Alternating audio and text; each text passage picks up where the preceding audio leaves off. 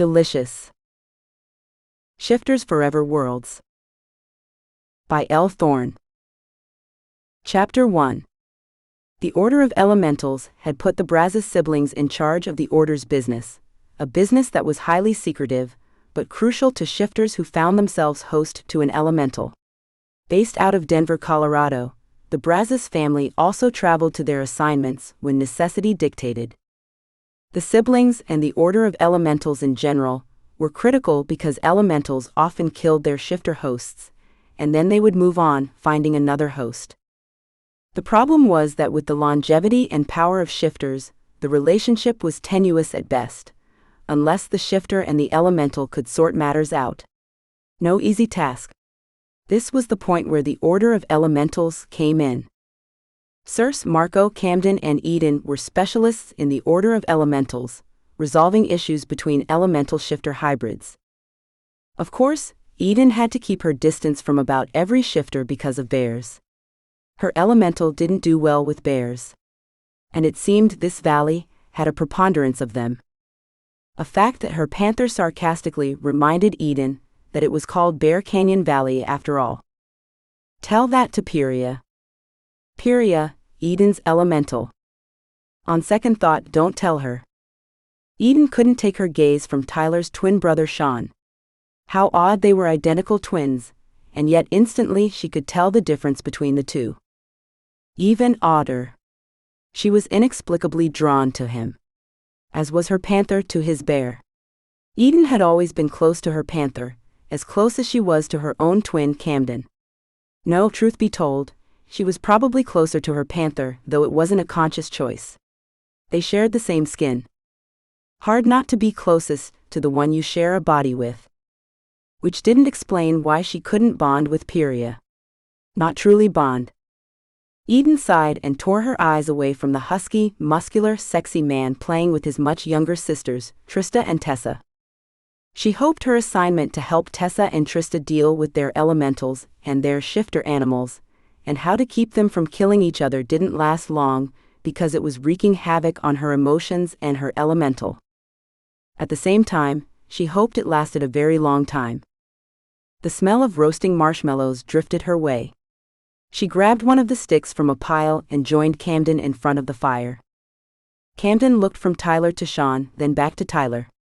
Uncanny how much they look alike, isn't it? Eden nodded. I suppose. Her mind was wandering. How did you know Tyler was the one for you? I mean? She shrugged. I just did. The moment I laid eyes on him. A smile played on Cam's lips. I just did. And so did my panther.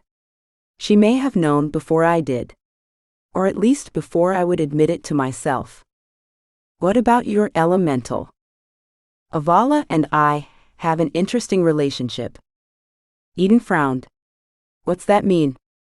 Camden's smile grew mysterious, as if sharing a secret. Or maybe a secret conversation, Eden thought.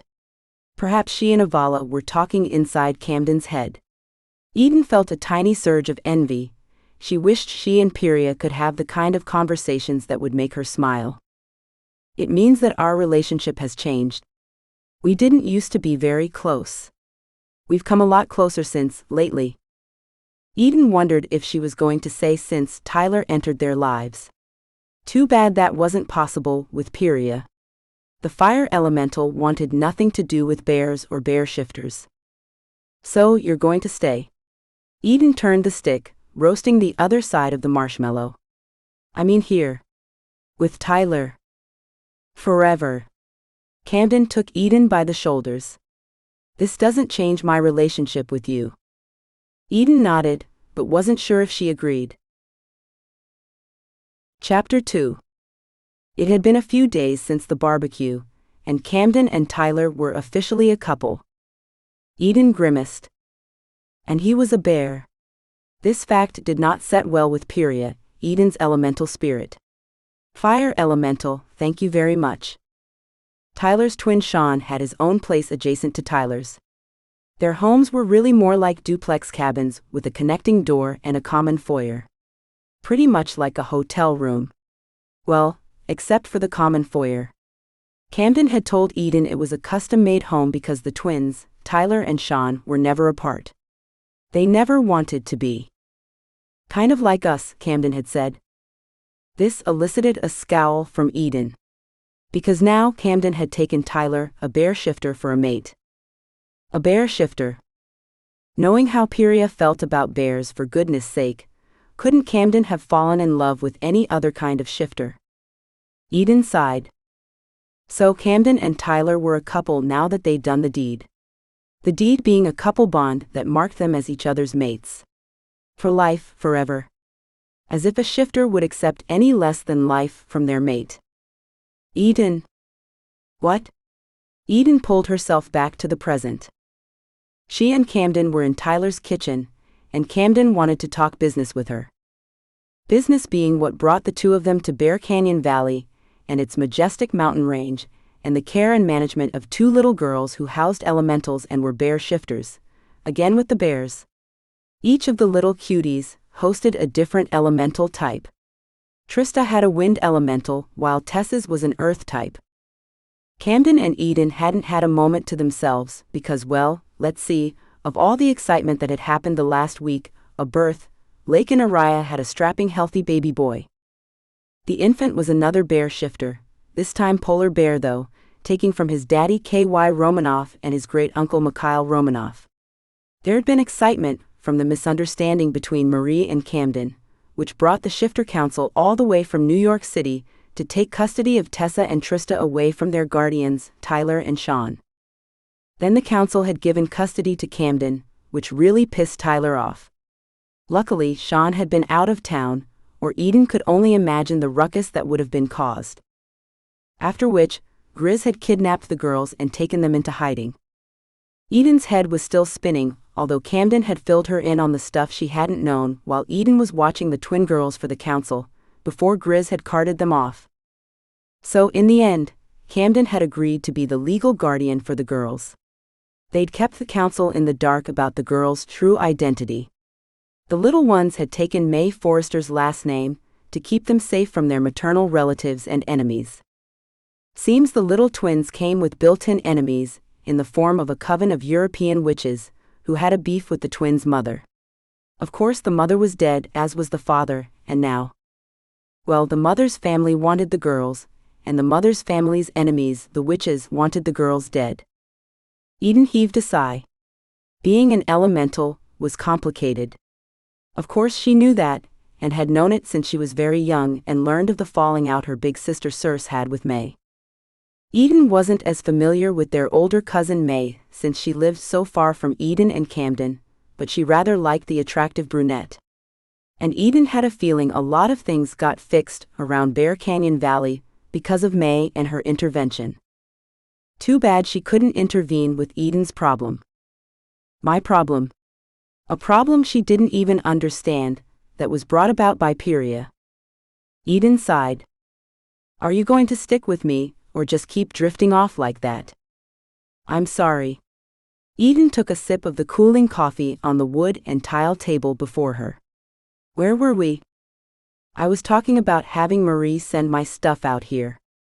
I'm going to be staying in Tyler's room. Camden blushed. Of course you are. That blast of pink on Camden's olive skin brought a smile to Eden's lips. She couldn't remember ever having seen her twin sister so happy. They both housed elementals, Eden's was fire, Camden's was ice, and that was precisely the reason they were brought to Bear Canyon Valley, to help the young twin girls with managing their shifters and their elementals. Too often in the case of shifter-elemental hybrids, the shifter ended up a casualty. It was the nature of this particular hybrid situation. Elementals didn't trust or want to share control with shifters. So in a tug-of-war of power, the shifter would end up dead. Consequently, the human would die as well, because they couldn't survive the firepower of these two supernatural beings. Unfortunately, despite the time Camden and Eden had been here, they'd yet to crack through to the elementals within the twins. Between the young girls' suspicious nature based on their history, losing both parents, and the drama of the Shifter Council and a baby's birth, Camden and Eden hadn't had a chance to work with either of the little girls' elementals. Or their shifters. Bear shifters. Eden shuddered, while at the same time Pyria's emotions made a bead of sweat form on Eden's temple. If you don't pay attention to me. Camden raised a perfectly arched brow. Eden raised her hands in surrender. Sorry? Truly. I'm sorry. I don't know why I'm having such a hard time concentrating. She glanced toward the window. The day was glorious. They really should go exploring. Camden's lip lifted in a tiny smile. Could it have something to do with that hunky bear shifter? Eden snapped her head back to her sister. Hush. Too late. The bottom of the kitchen curtain burst into flames. Jesus, Eden. Camden leapt to her feet and turned the sink water on, aiming the vegetable sprayer at the fire and put it out quickly. What? Eden shrugged and frowned simultaneously. You know better. Pyria, her elemental and her fear of bears. Fear would be putting it mildly, really. Aversion was getting closer to accuracy. And yet, Eden didn't want to admit it out loud out of concern that Pyria would react again, but there was something about Sean O'Riordan. Something that made her heart beat a little faster, and a little bit unpredictably. And definitely something that got her panther's attention. Eden's panther was clearly interested in Sean's bear, and she made no bones and held no secrets about that fact. It was clear that Sean was receptive. The problem, though? Pyria.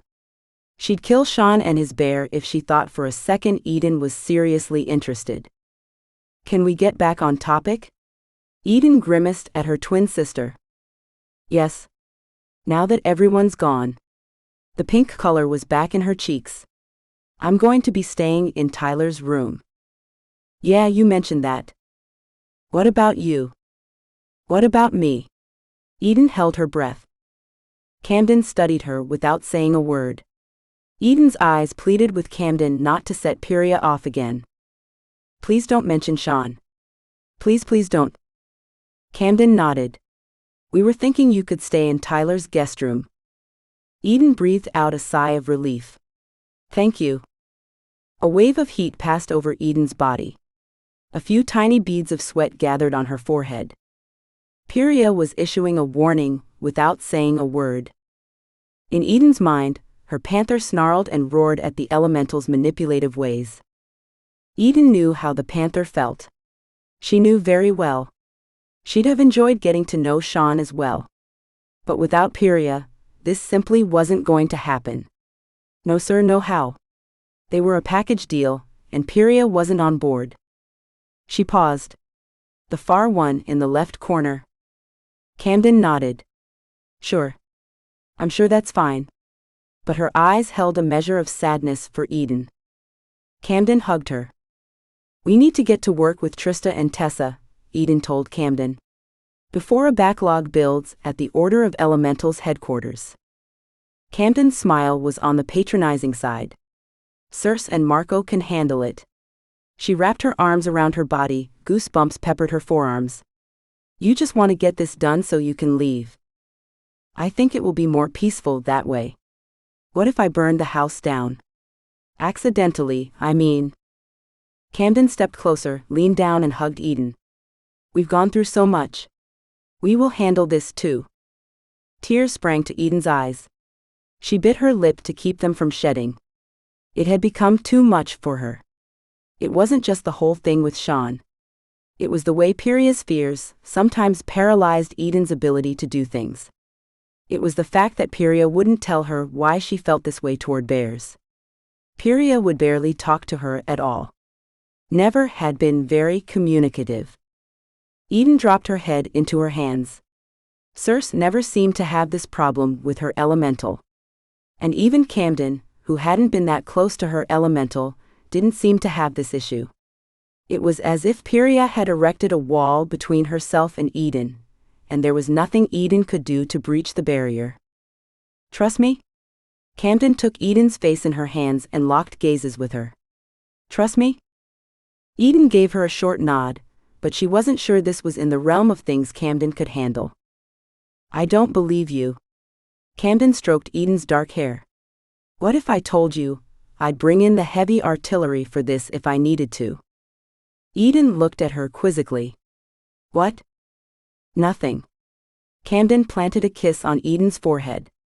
I'll help you move your stuff into the guest bedroom. Will that work? Chapter 3. If he hadn't known better, Sean would have sniffed his pits. Why the hell did Eden feel she couldn't stay in the same house as him? It's not like I don't shower regularly. He scowled. Sean wasn't used to women avoiding him, or treating him like he was a leper. But Eden, she was something else. He could have sworn he saw interest in her eyes, maybe even an invitation. But her actions were something else altogether. She made it a point to avoid him. Hell, she'd even declined the opportunity to take a nice guest room in his place, opting for one in Tyler's and taking the one farthest from Sean's door, a rinky-dink one that he'd hardly call more than a broom closet. She sure as hell wasn't good for his self-esteem. In Sean's mind, his bear roared. Yeah, I know. It was no secret Sean's bear was interested in Eden's panther. No secret to Sean, and no secret to Tyler, who'd picked up on Sean's attraction to Eden the first time he'd seen her in Grant's backyard at the get-together. Cute, isn't she? Tyler had elbowed Sean. It's a good thing you think so, since you've taken her identical twin as your mate. Tyler had laughed. Identical, true. But it's easy to tell them apart. True. Sean hadn't been able to take his eyes off her. She'd glanced up at him. They'd locked gazes. He'd felt a sensation in his gut. And in his brain. He and his bear were instantly attracted. Then he'd felt another sensation. A flame licked at his fingers. Sean glanced down. What the hell? He dropped the paper plate he'd been holding. Ribs, brisket, beans fell to the ground. The plate was on fire. Tyler was muffling a laugh. Looks like you just met her elemental. Really? Fire? Tyler nodded. And she can't control it. Jesus. She was supposed to help Trista and Tessa control their elementals, and she couldn't control her own. Seems she has a thing about bears. Tyler said. Sean raised a brow. Not a good thing, I guess. Nope. Days passed. Now not much had changed. He tried to talk to her. She seemed hell-bent on steering clear of him. If he were at the dinner table, she'd find a way to grab a bite in her room with some excuse or another. If he wasn't there, she'd stay. And when he deliberately waited until she'd sat and started eating to join them, she'd wrap it up and go away quickly. Camden's eyes always carried an apology for her sister's actions. Tyler's eyes carried pity. Well, Sean had damn near had enough. No, he'd had more than enough. He caught sight of Eden headed toward the woods, a little basket in hand. Her hips swung temptingly, her legs encased in a pair of jeans that were perfectly form-fitting, and showed her assets off in a way that got his attention. Got his attention a little too well. He pushed his bear and his lust aside and watched her, back held straight, head high, a basket in her right hand. Now, what's she going to do with that basket? Was it a picnic lunch? He waited until she'd made it just past the tree line, where she was almost out of sight, before he slid out the back door, closing it softly behind him. He knew he had to be quiet. Her hearing was probably as good as his, if not better. They were shifters after all, and shifters had super-enhanced senses. Sean picked up her scent immediately. He homed in on it because he knew it better than he knew his own. Or maybe it would be more accurate to say his bear knew it better than he knew his own. Of course, it didn't hurt that one of Sean's fortes was tracking by scent. It's what made him good, and what kept their security business operating in the black many days. He was in the top 2% of scent trackers, or so Griz had told him back in the day when Sean had worked closely in association with Griz. He couldn't keep an eye on her, but he could stay on her tail by following the trace of her scent. 30 minutes later, he paused and leaned against a tree. What the hell is she doing? Was she going in circles? He frowned and studied the ground and the trees around him. Why would she be going in? Why are you following me? He looked up. Sitting on a low tree branch, her basket next to her, Eden frowned at him. Is this the part where you say you weren't following me? Reddish gold flames flickered in the depths of her dark eyes. You knew. She nodded. That's why the circles. Another nod. What are you doing in the woods? Walking, clearing my head. Why are you following me? What do you have to clear your head from? Chapter 4. What business of yours is it? Eden looked down at the man on the ground. She didn't have to explain herself to him. A few days' growth of stubble enhanced his good looks, damn him. A face that probably made women drop their panties, lips perfectly kissable, and a set of lashes that should be illegal, framed dark eyes, a perfect setting for his dark skin. She fought to keep her gaze from traveling from his face down to that muscular neck that topped a chest, which filled out his shirt, muscles bulging. He was leaning against the tree, one leg angled over the other, arms crossed over those pecs. Eden looked away quickly. She looked away, before Pyria could notice she was having a reaction to Sean. She gulped down a lump of nervousness. A streak of heat made its way through her body. Damn it. She bit her lip. Pyria knew. I guess it's not my business. Sean was frowning. What's wrong? You need to go. She kept her gaze averted from him. Now. Why? She dropped to the ground and whirled to face him. Go now. She was almost screaming. A searing pain coursed through her nerve endings, starting from her shoulders down her arms into her hands. Now, she yelled as a flame took hold of a bush. Go. But he didn't go. So she did. She ran from him. Eden glanced back. He was putting out the fire with the shirt he'd removed, stomping on the flames and uttering curses. She'd left her basket in the tree, lunch uneaten, but at this point did it really matter? Finally she stopped and talked to her elemental in her head. Pyria, you need to talk to me. You can't keep setting things on fire because you don't like bears. Eden's panther snarled. You hush, she told her panther. Pyria. Please. Talk to me. Silent still. Eden paced in a tight circle in front of a hollowed-out old tree. Over and over again, she paced, trying to get Pyria to come out and talk to her. No luck. Exhausted from fire creating and the pacing, not to mention the running, plus the emotional fatigue, Eden plopped into the hollow, curled up and held her legs tightly against her body. She tucked her chin onto her knees. Her stomach rumbled with hunger, and she thought of the basket she'd abandoned. Too bad, too late now. I can wait, Pyria. I can wait until you do talk to me. I can wait indefinitely. Unfortunately, the next voice Eden heard wasn't Pyria's. It was Tyler's. And it came from somewhere nearby. Have you ever been close to her elemental? Who was Tyler talking to? The answer to that came very soon.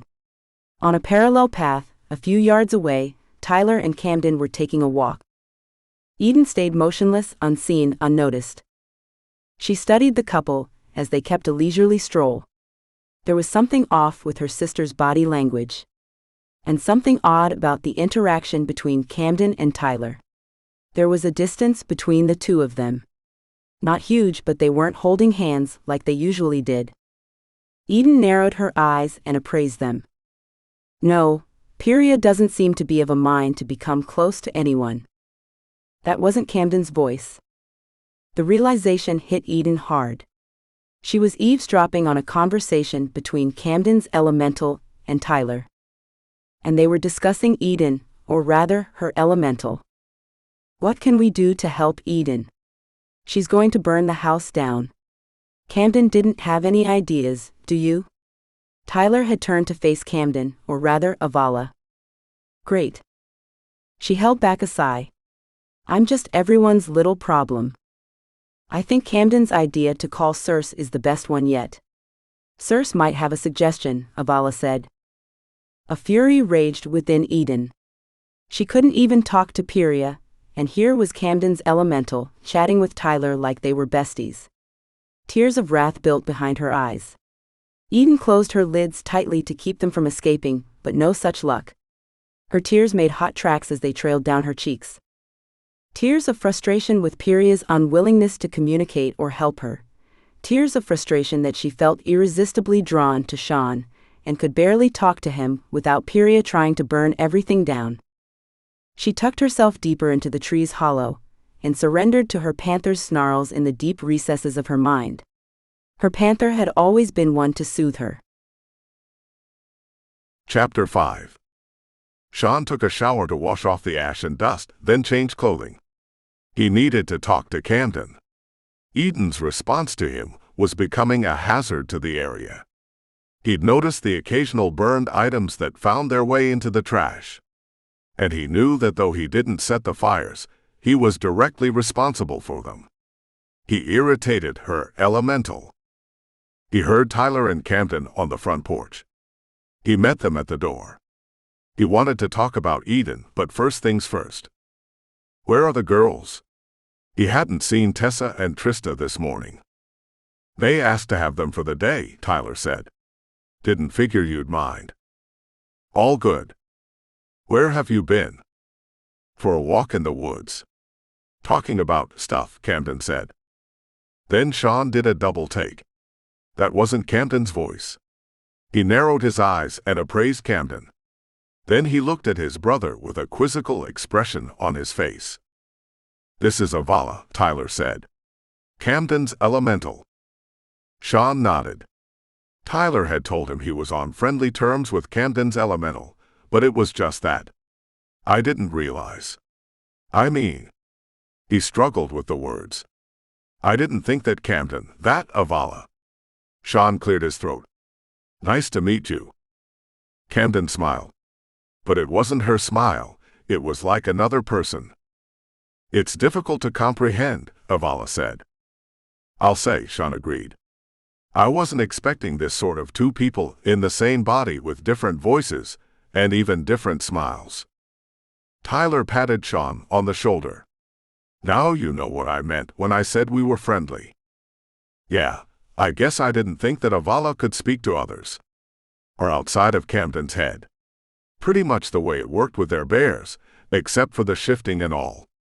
So, no offense, but do you think Camden can come back? She looked at Tyler, then nodded. Hey. It was Camden's voice. Guys, look, Sean began. I'm new to this, and it kind of gives me pause. Avala can hear the things I hear, you know, Camden said. Sorry. Sean stuffed his fingers in his pockets. So, you let her come out and talk to Tyler. What's that about? They're friends. Camden frowned as if she was perplexed by the question. Why would I not want them to be able to talk? She has a right to a friendship and happiness just as much as I do. What her people have gone through. She shook her head, her eyes filled with tears. Now he felt even worse. And he'd already said he was sorry once. Would it be hollow to apologize? This was his brother's mate. He didn't like seeing her in pain.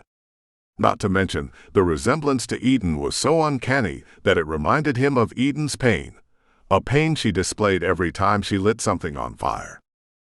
I didn't realize. That's the only thing he could think of to say. Camden put a hand on his shoulder. I'm sorry. I guess I'm a bit hypersensitive to it still. Tyler put his arm around her. Understandably. He raised his nose to the air. Do I pick up the scent of smoke? Damn, his brother's nose was sensitive. Sean had already discarded the shirt he used to put Eden's flash fire, yeah. What happened? Camden's eyes mirrored her concern. I was trying to talk to Eden earlier. She started a little fire. I know she wouldn't have this problem if I wasn't around. That thing she has about bears. He shrugged. He was at a loss. I'm thinking I should leave town. For some reason, her elemental hates me, and I know that means you two can't do for Tessa and Trista what you need to. Camden frowned. That's no solution. I don't think that staying here and creating stress for her or waiting for her to burn something down is a viable answer either. He didn't want to say house, but that thought was there. As was the thought that Tessa and Trista lived here. A fire. Sean exhaled. He didn't even want to contemplate what would happen if they were hurt in a fire he could have prevented by leaving for a while. Leaving home. Leaving Eden. But Camden paused, tapped her nails against the table. Sean raised a brow and waited for the rest of it. But what you have? You and Eden. Sean glanced at Tyler. Did his brother give it away? Did he tell Camden that he had feelings for Eden? Tyler gave him a slight headshake. Oh, for Pete's sake. Camden stomped her foot. Do you think it's not obvious?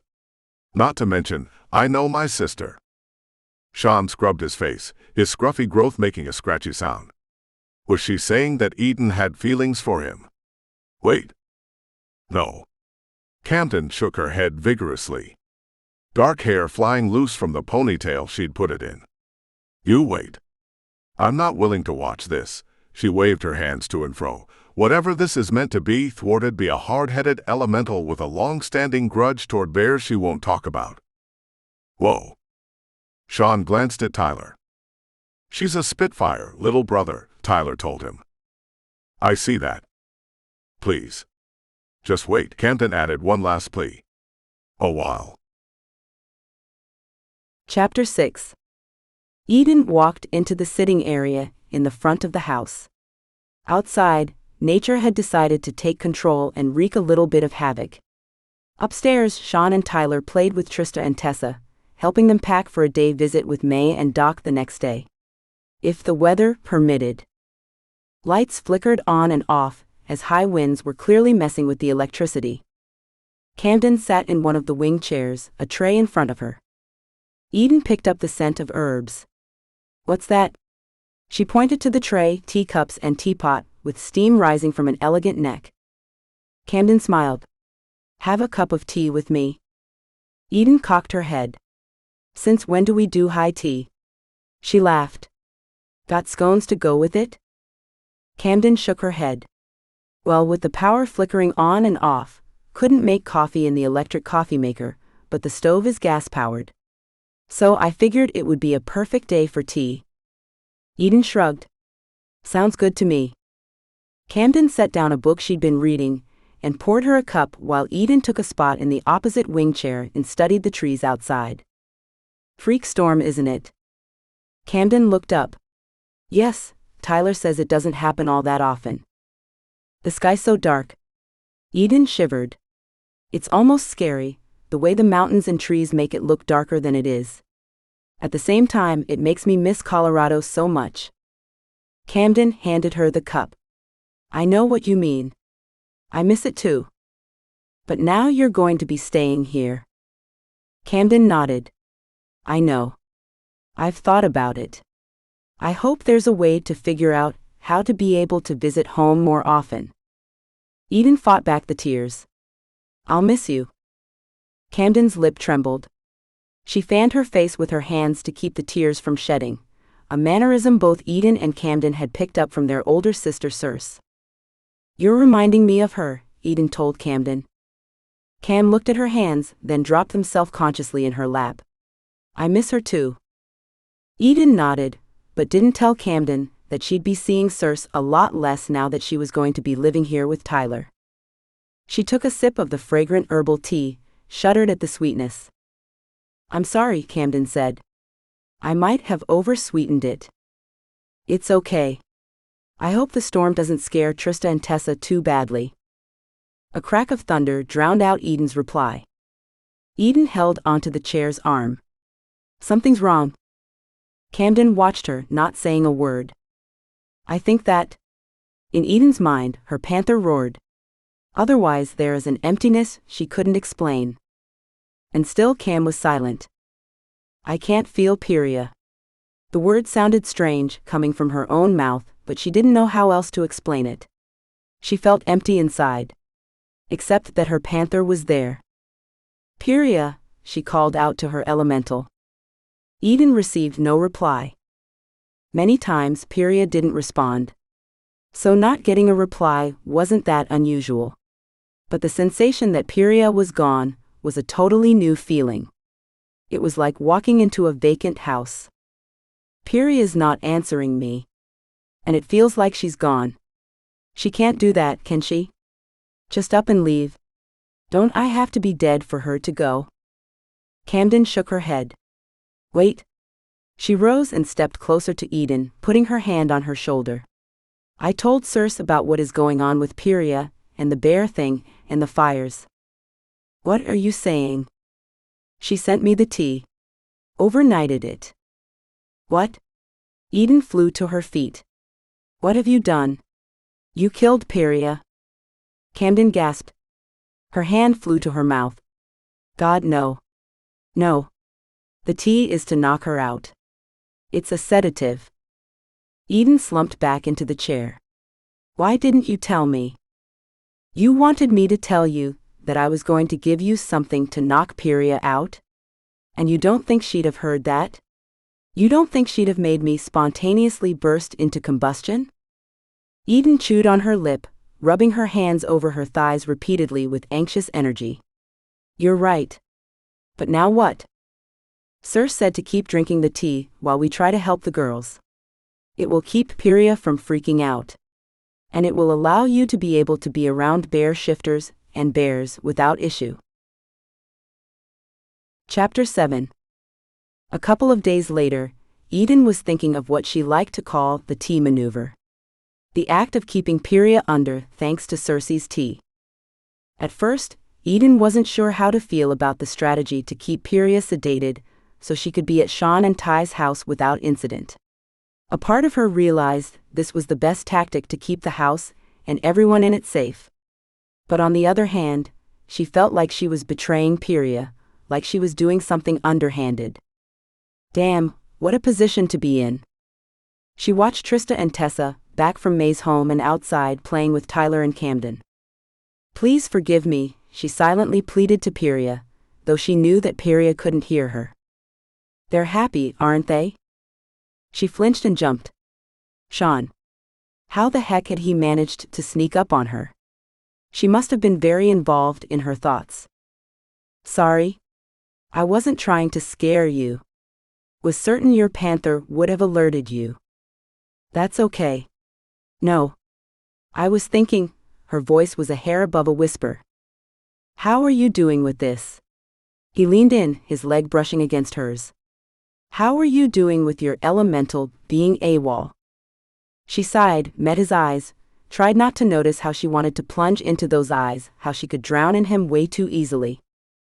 He edged in closer while she tried to process her heartbeat doubling in rate, her body temperature rising, and her panther snarling like a banshee, but in a good way.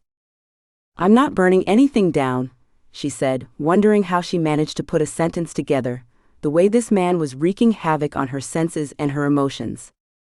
He leaned closer, his lips brushing against hers, gliding ever so tenderly. Eden closed her eyes, relishing the feel of the bristly stubble against her face. When he pulled away, she realized she'd been holding her breath and her lungs were on fire. I should apologize for that. His voice was a sexy hoarse growl, a sure sign his bear was near the surface. She could absolutely relate to that. Her panther felt ready to pounce out of Eden's skin, of that she was sure. She opened her eyes. You shouldn't. Who knew when they'd ever have a chance to kiss again? The moment that Piria awakened, she'd be back on her death march toward annihilating bears. No.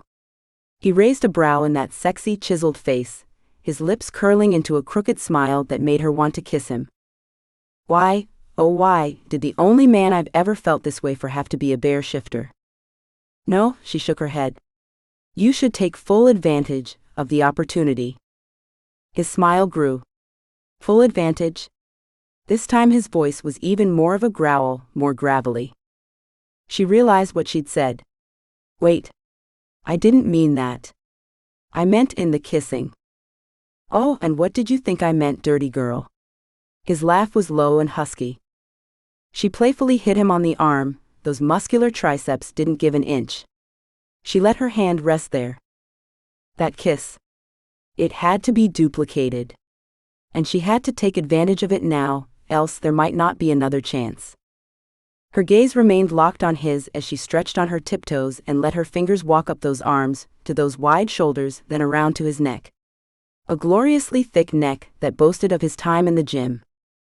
I need a little help from you, you know? She pulled his head down to meet hers. His mouth claimed hers, slow and passionately, his tongue stroking her bottom lip, testing the seam, demanding entrance. Her lips parted on a sigh, tasting his wildness. It was a kiss to end all kisses, a primeval dance of tongues that left her world shattered and her senses reeling. He nipped at her bottom lip with sharp teeth. Her body leaned against his, her breasts, even in the confine of her bra, pushed forward to be against his flesh, though he was in a flannel shirt that showed off his muscles to sheer perfection. His hands were on her waist, then her hips, then at the small of her back, then lower, almost cupping her derriere. The sound of children squealing and laughing broke through the kiss, smashing the barrier that kiss created for them at that moment. They broke apart. Both breathless. Her cheeks burned with passion. She could feel it. He licked his lips. Everything I thought it would be. Damn. Delicious. Chapter 8. Sean wouldn't have believed that something like this could exist, no matter who had told him. He still found his emotions careening out of control for the dark beauty who had entered his life like a whirlwind. Whirlwind. That made him think of elementals, which of course made him think of Edens. He watched her breathing next to him, fast asleep in his arms. They hadn't consummated their relationship. God knew he wanted to. It was excruciating to get so damned hard kissing and holding this woman, and to know they had to pull back. But she'd insisted. And he'd complied. He respected her too much to push her. Though his bear was in torment, and so was he. Her eyes flew open. Dark pools that sucked him in. Those dark pools had lost their red flames, now that her elemental was out pocket. He'd like to keep the elemental out of pocket forever. He didn't hate her, but she was killing his one and only chance at happiness, and it wasn't fair. She had no clue about him or who he was, or about his bear. And yet she bore him hatred and ill will. Hey, she whispered. What's that serious look about? Hey back. It's about you. What about me? Just thinking how much you mean to me. He lowered his lips to hers, kissing her on the corner of that pouty bottom lip. You're still thinking we should take this to the next level? He nodded. He couldn't fall any deeper for this woman than he already had. You know, I can't do that while Pyria is around. And I can't keep up this tea thing. You still feeling guilty? Wouldn't you feel guilty if you did that to your bear? You can't equate my relationship with my bear to your relationship with Pyria. My bear wants my happiness. She seems perfectly content to mess up your life. To hurt those close to you. She sighed. You're right, Sean. I know you are. Logically, what you're saying makes sense. But I don't think it's right to keep drugging her like this. Let's face it, that's what this is. I'd rather think of it as a flame repellent. She's dangerous. Another sigh. I've managed to make it this far in life without hurting anyone. Until now. You already know that she's willing to kill me. A tear rolled down Eden's cheek. I'm going to stop drinking the tea. This isn't the way to handle this. He wiped it away with his thumb. Don't cry. Don't. The guilt is killing you. It's too much. I get it. He didn't get it. He couldn't imagine throwing something this great away. But he loved her for who she was. Every bit of who she was. A woman with integrity who didn't want to do what she was doing. He'd respect it, even if it meant breaking his heart. Stay with me tonight. Sean. Just tonight. Let me hold you. Because tomorrow, he was leaving. He wouldn't watch her go through the misery, and he didn't want to see what sort of hell would be paid for pissing Pyria off. And if he were around, he'd be more fuel to the fire. Sean left a sleeping Eden and made his way to the kitchen on Tyler's side. His bare senses had picked up the scent of coffee, and he'd heard the voices of Camden and Tyler. It was time to get the ball rolling. He clenched his jaw. Camden's eyes filled with tears. "What are you telling me, Sean? I won't do this to Eden. I'm leaving." Tyler stood at the sink, watching the conversation silently. Camden put her hand on Sean's arm. "You can't leave? I see how happy you two are. She's not going to drink the tea. She's letting Pyria out. The first thing Pyria will do is light a fire. She'll blame me for being knocked out, for everything. No. Pyria won't know. And Eden won't tell her. Please give me some time to work this out." "What's to work out?" "She hates me. She starts fires. She'll hate me more when she wakes up. And I won't see all of you endangered. End of story. I'm telling you, she won't know that she was asleep." He found that hard to believe. At all. At all. Personal guarantee from Circe. And Circe knows her shit. "Please don't go yet. Please." He gritted his teeth. It would not be easy seeing Eden day to day, knowing he couldn't touch or kiss her. Pyria won't know what happened. And I've told Eden not to tell her. That needs to come from Circe one of these days, when she gets back to Colorado. Hearing that was like having a sword pushed through his heart. Chapter 9. Pyria was awake. Eden could feel her, though Pyria didn't say a word. Nothing. Conflicted, torn with confessing to Pyria and telling her the truth or protecting the others from Pyria's fires, it wasn't a difficult choice. Eden chose to protect the others. She told Pyria nothing. She pretended like those days with Sean didn't exist. And she ignored her heartbreak. She tried to ignore her panther's heartache, but that wasn't so easy. Feeling sympathy for her panther, she opted to give her a run through the woods.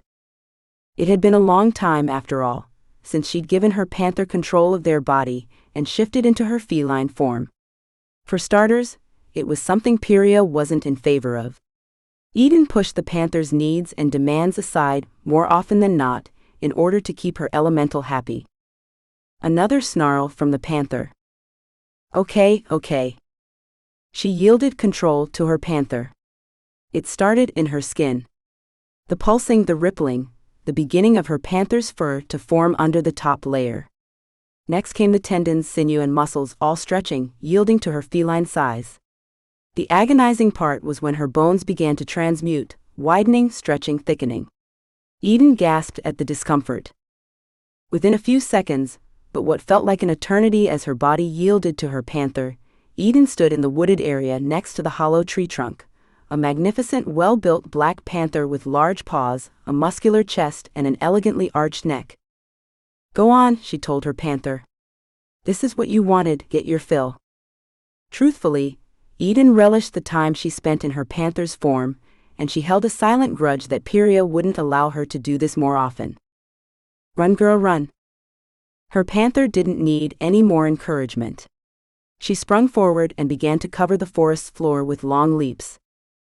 After bounding between trees and bushes until she'd released her energy, Eden's panther settled into a trot, enjoying the warmth of the sunshine, the breeze that slipped between the evergreen branches, caressing and ruffling her fur. Eden enjoyed the pure simplicity of skirting obstacles and laughing inside her panther's mind as she became airborne to play with a butterfly that fluttered among the trees. For the first time in what seemed like forever, Pyria had receded to a place where she wasn't sending blasts of heat throughout Eden's body, nor was she controlling Eden's emotions. It was a joy that made Eden want to giggle.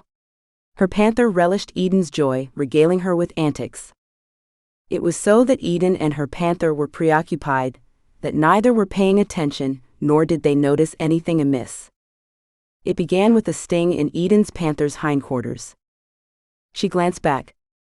Eden recognized it immediately, the dart sticking out from her panther's muscular backside.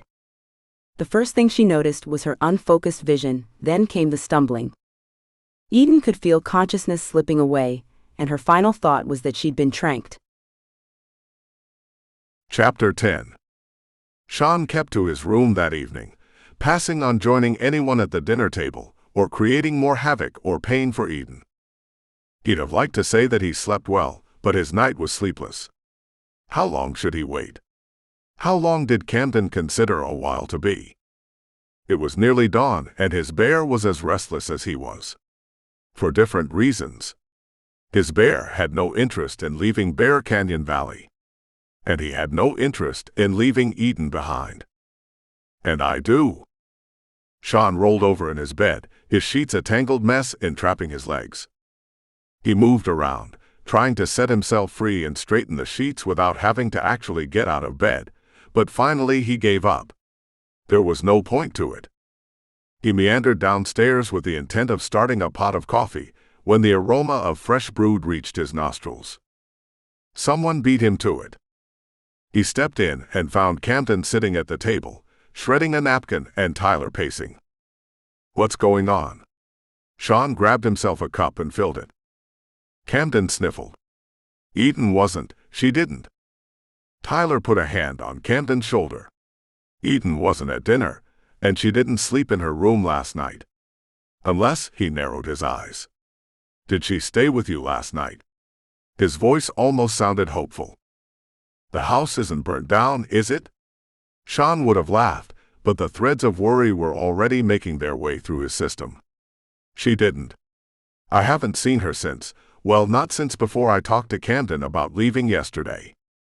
Camden flew out of her seat. I knew it. She's missing. The napkin she was holding became encased in ice and fell to the floor, smashing to pieces. Her elemental. Is this what he and Tyler had to look forward to, with Tessa and Trista for the rest of their lives? Emotions going out of control, resulting in nature's displays. Where would she have gone? Tyler asked Camden. Seemed she'd be the one most likely to know, what with there being twins and all. Camden shook her head. I don't know. It's not, we're not as close as we could be. Because of Pyria, I'm sure. So call her Cell. Tyler thought that would have been the simplest answer. Tyler pointed to the counter across from the coffee machine. She doesn't have it with her. Now that was odd. A small sob escaped Camden. I'm calling 911. The town has a sheriff, right? Sean nodded. But ease of the human persuasion. What? Camden whirled around to face him. In a valley full of shifters. Tyler and Sean both shrugged. Not our idea, Tyler added. Let me call Griz, Sean said. Griz. Camden's expression was one of sheer confusion. I know, I get that he's a big deal here in the valley, but what can he do? You'd be surprised, Tyler told her, bringing her in for a hug, tucking her head under his chin. He looked at Sean pointedly. I don't think it's too early to call him. I'm sure it's not. Sean put his coffee down. I'm on it. He didn't want to show how much it concerned him that a woman who had a deathly fear of bears, be they shifters or otherwise, would not be in a good predicament if she were in the forest overnight among bears. Something had to be wrong, else she'd have come back. Or shifted into her panther and ran back. Don't think that way, he cautioned himself.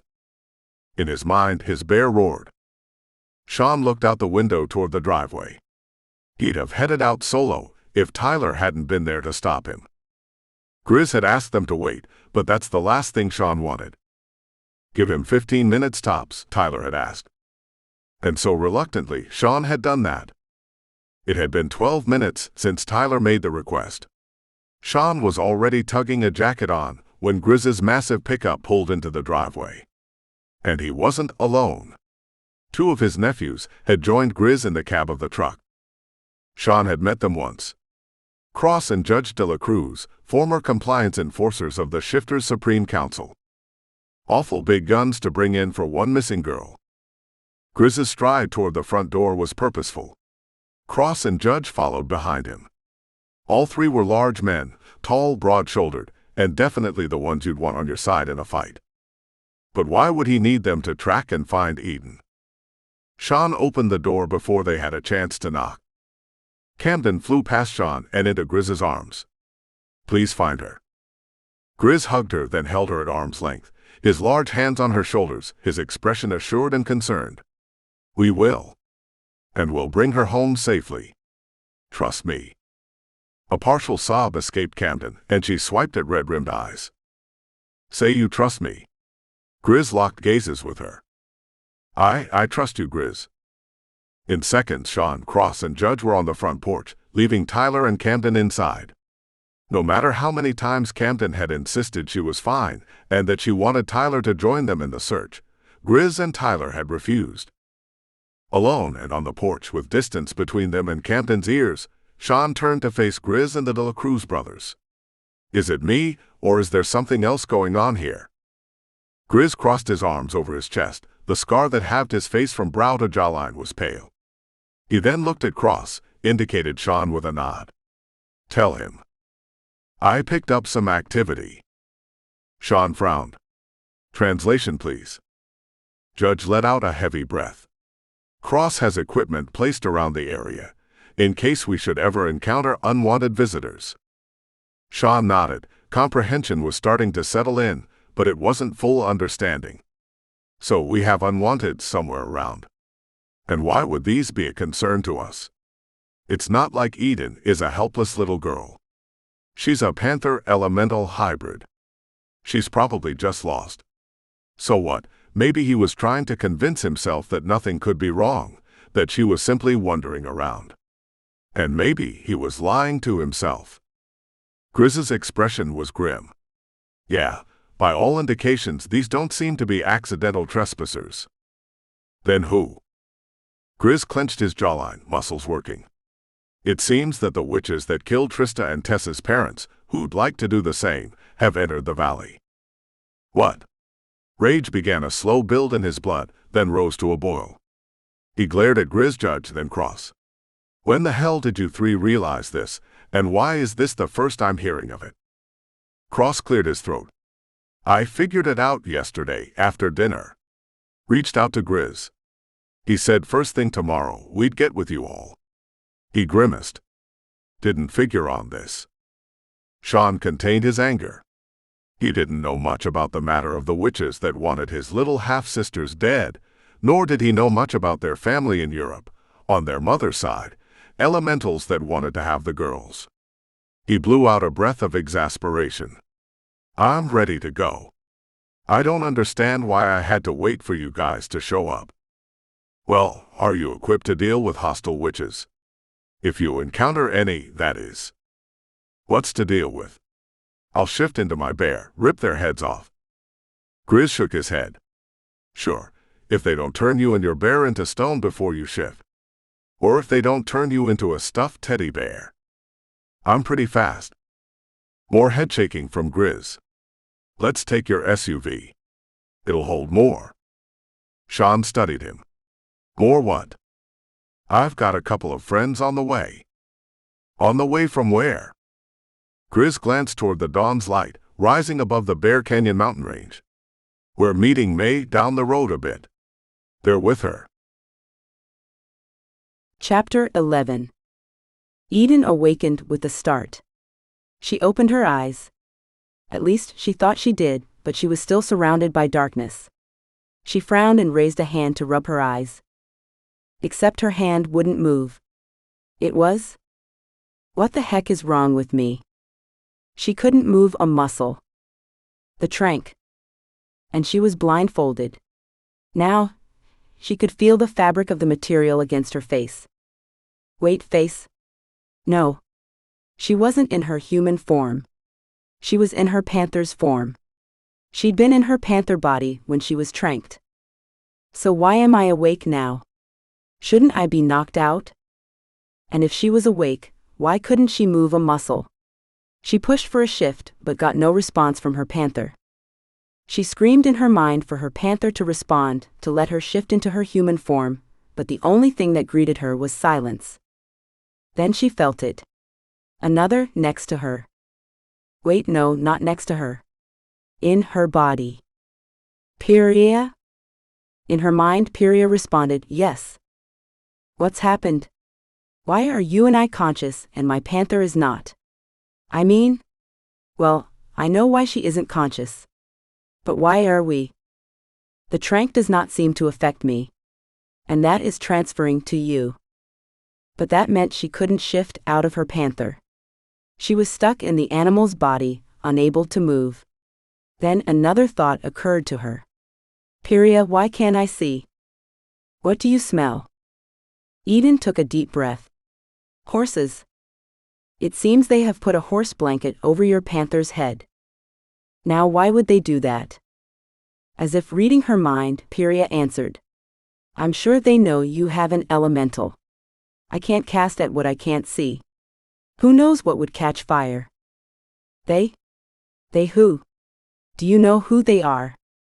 Pyria didn't have a chance to reply. The sound of a door creaking open broke off Eden's internal conversation with her elemental, as she paused to listen for whoever had put her in this predicament. Hurry up, use the trank reversal. We can't question a panther. In her panther's mind, Eden concentrated on what she'd just heard.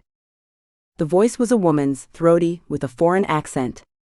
Eastern European, perhaps? Reminded Eden of the late-night commercials advertising phone sex. Reversal? A different voice said, higher pitched than the first, also female, also with an accent. Yes. I told you to bring tranks and the reversals. The syringes with the pink juice in them, said phone sex voice. They're in the bag in the car, said high-pitched voice's tone grew whiny. Then get them, snapped phone sex. A searing heat started behind Eden's panther eyes. She knew what that meant. Pyria, stop. You can't create flames when you can't see targets. You'll burn this place down. Whatever this place was. It was clearly indoors. The two women's footsteps had fallen on wood. Eden had been able to tell that from the moment the door opened. The heat that flowed throughout Eden's panther body did not diminish, gathering momentum instead. No, Pyria. Do not do this. Eden's words were in vain. She realized that, as immediately as the smell of smoke permeated her senses. The acrid smoke made it past the blanket's horse smell. Great. Just great. Pyria had started a fire. High-pitch screamed. Let's get out of here, phone sex said. What about the panther, the high-pitch began. I'm not dying for this cause. But Rochelle said we had to get. Then you stay. Running footsteps across wood let Eden know that phone sex voice was gone. A second set of footsteps followed phone sex out. Now what? Eden screamed for her panther to awaken. Screamed over and over in the mind she shared with her panther. But she knew it was fruitless. The trank would keep the panther unconscious. What the hell were you thinking? Eden released her rage on Pyria. We're all going to die because you can't control yourself. Chapter 12. Sean had given the keys to Griz. He was the one who knew what was going on, after all. Sean's questions had remained unanswered, and he hadn't pushed for responses. He was sure in a short time, he'd have the answers he needed anyway. 10 minutes down the road, Griz pulled over and nosed the SUV into a gravel clearing. A black Escalade with equally dark windows idled. Even with his superb shifter vision, Sean couldn't tell who was in the car. The driver's door opened. May climbed out. He'd thought he recognized her vehicle. The passenger door swung open, and from the vehicle emerged a tall, lithe, white-haired woman. Wait, no, not white hair. It was blonde, but so blonde that it was almost white. Her skin was a dusky shade, and her eyes were so light blue they blended with the whites of her eyes. She was in a long dress. He could see it under the car door. She had an aura about her. He couldn't peg what she was, but this woman was no ordinary human. She was supernatural, but he had no idea what type. He'd no sooner processed her appearance and that thought, when each of the back doors opened, and two men exited. A stark opposite to the woman, they had dark skin the color of dark chestnut, and light-colored eyes with golden amber flecks. Sean was no expert, but he recognized the men were also supernatural. The power that emanated from them was tangible. Tall with wide chests, muscular arms, strong jawlines. Striking with skin dark and gleaming. Eyes that glowed. High cheekbones, regal bearing. Closely cropped ebony hair, crowned heads. And identical. Sean glanced at Griz, then indicated the unfamiliar trio. You know them. The woman is my cousin. Sierra. Sean scratched the stubble on his jawline. There was nothing emanating from her to indicate that she was one of his kind. She's not a shifter. Griz nodded. She doesn't have a shifter animal within her, that's true. She's descended from a shifter, but she identifies with intuitives. Sean's jaw dropped. No shit. He'd heard of intuitives. Who hadn't? But he'd never met one. The intuitives were a private, closed-off society. Who are the dudes? They aren't shifters, either. Wizards. Twin wizards. Sean stated the obvious, then shook his head at himself. Griz gave him a half-smile of indulgence, as if he almost knew what he was thinking. Twin wizards are a rarity. Last time anyone heard of such was during the medieval ages. They all closed their doors and started walking toward Sean's SUV. Sean indicated the foursome with a nod. Guess there's a reason they are all here. Griz nodded. We should talk to them. It'll be clear shortly. Sean, Griz, Cross, Judge exited the vehicle and joined them halfway. May's face was fraught with worry. No sign of her. Her question made the pit in Sean's stomach exponentially larger. No. Griz's tone was matter-of-fact, but his eyes were equally concerned as May's. May indicated the woman, then nodded to Sean. This is Sierra. Sierra Sean. Then she glanced at the two wizards. Cedric Jenner, meet Sean. Once the pleasantries were exchanged, they got down to business. At least Sean did. He jumped right in with, what's the deal? It's clear that this matter is more complicated than I knew. He paused. Does Camden know? May shook her head. No. We thought it best we try to take care of it before we gave her cause to be even more worried. She blew out a deep breath, then continued. It's a bit of luck that Cedric and Jenner were in the valley, really. Sean glanced at the wizards. They nodded solemnly. One of them said, we'll take care of them once they are located. They'll have to be brought in. This sort of action on their part is simply not acceptable. The Circle insists they are dealt with. The other one added, severely. Sean was confused. Because they are attacking elementals. Because the elementals they're targeting are a powerful group in Europe, and their retaliation could instigate a war of proportions we haven't seen in ages. The Circle is adamant that this not happen. Understandable. So, what does this have to do with Eden missing? Maybe nothing, May said. But we don't want to take any chances, Griz finished for her. Exactly, May agreed. I know Camden was going to call Circe about Eden and her issues, but I decided Circe should know about the recent developments. She and Marco are on their way. A cold sensation traveled throughout Sean. He knew that feeling. It was dread. The severity of the situation, the direness of it, struck home. This was probably more than just a case of Eden spending the night away or getting lost. So, it sounds like we better find Eden. Now. Agreed. Griz put a hand on Sean's shoulder.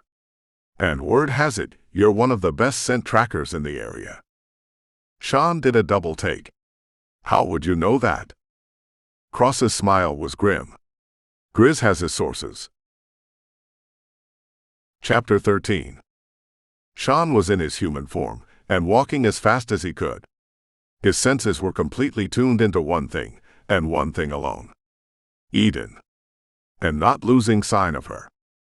The others, Griz, Cross, Judge, Cedric, and Jenner were far enough behind as to not distract Sean from her scent.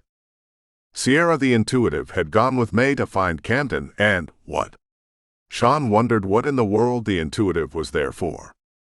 He'd forgotten to ask when they'd all been together, and now his focus and his bear's focus were channeled to finding Eden. There came a point in Sean's tracking of Eden's scent where the smell of her was overcome by another, smoke. That's the point he took off at a run. A quick glance behind him verified Griz, Cross, and Judge had picked up the odor of smoke and were following. Finally, breathless, he reached a cabin in the depths of the woods. He didn't know the cabin, wasn't even sure whose property it was on. All that mattered was he was sure Eden was in that building. Or had been. Griz and the other guys pulled up short next to him. The two wizards were trailing behind on the path, but were within sight. Cross inhaled. Shit. Damn, Judge echoed the same sentiment. A scream cut through the forest sounds. And it came from inside the cabin. I'm going in. Sean sprinted toward the cabin. Right behind you, one of them said. Could have been Cross. Could have been Judge. Sean didn't take the time to look back to see. Sean shouldered the door open and was greeted by smoke and flames. He dropped low and in a split second had surveyed the scene. A woman was outside the back door, her clothing on fire. It wasn't Eden. Another woman lay on the ground before him. Also not Eden. He pointed to the prone woman and glanced back. Cross one here. Not Eden. I'll check the rest of the cabin. He didn't have much to check. There, in a cleared-out area with a horse blanket over it, surrounded by and in the midst of flames, a black panther. Jesus, he hissed under his breath. The panther's fur was singed. He leaped over the couch and threw the blanket off the panther's face and discovered that was the only place that hadn't been touched by the fire. He roared, a guttural sound that came from deep within his chest. A sound released by his bear. Later, if asked, Sean would have been hard-pressed to explain what happened. He'd been unable to keep his bear from shifting. And within seconds his bear had taken control of his body, sinews stretching, bones realigning, muscles bulking up. He was in his bear, and Scene knew exactly why. There was no way his human body could have carried Eden's panther out of the cabin without burning. Swiftly, with more speed than one would imagine a large bear could manage, Sean's bear hoisted the panther and was carrying her toward the door, heedless of the flames that tasked his fur and seared his paws. Once outside, he laid her gently in a bed of pine needles and leaves. He watched her body, looking for signs of life, and was rewarded when her chest rose then fell. It wasn't a great reward, nor was it much of a rise, but it was a gift to Sean and his bear, because they'd begun to fall into the depths of despair that she was not alive. His bear nuzzled her face, nudging her carefully to wake her. Why is she out like this? Smoke inhalation. Sean wasn't trained in the medical field. He had no clue. Swiftly, he shifted into his human form, and this time, the discomfort of his body's adjustments to his new size were not hidden by the adrenaline he'd used to run into the building. His transformation was excruciating, but he sped it up in his haste to tend to Eden's panther. In his human form, Sean looked around and spotted Griz. She's out. I don't know. Smoke? Griz sprinted toward him and knelt to examine her while Sean ran fingertips over her singed fur, then stripped his shirt off and used it to rub away the soot that had settled against her fur. What do you think, Griz? Not sure. I'm calling May to get Doc to your place. Let's get her to your vehicle, ASAP. With that, Griz leapt from a kneeling position to a sprint toward a shed nearby. Within seconds that lasted forever, Griz was back with a blanket, tarp, and fence posts. We'll make a carrier from these. He tossed the items to Cross and Judge. Quick, let's get her to the Sean's SUV, then to Doc. He yanked his cell from his pocket and was punching the screen, then raising the phone to his ear. Chapter 14. Eden woke up with a start. She shivered and curled up next to the warm fur blanket. Wait. What? Her eyes flew open. She was next to a panther. No. Not a panther. Her panther. How can this be? She looked around. They were in a cave. A cave? How? What? She felt her panther. Its chest was moving. Its fur smelled burnt. Things began to come back to her. A horse blanket. Voices. A fire. She was tranked. And Pyria was angry? Starting a fire? Eden shook her head, trying to clear it. Her panther raised her own, and looked at Eden with eyes that glittered in the dimness. "What happened?" she asked her panther. The panther let out a low snarl that turned into a whimper. Eden rose from leaning against the panther and studied her. Every part of her fur was singed except for her glorious head. "Pyria," Eden whispered and wondered where her elemental was. "Yes?" Eden snapped her head to the right at the sound of Pyria's voice, not within her head but out. In the dimness, seated on a large boulder, a woman watched her.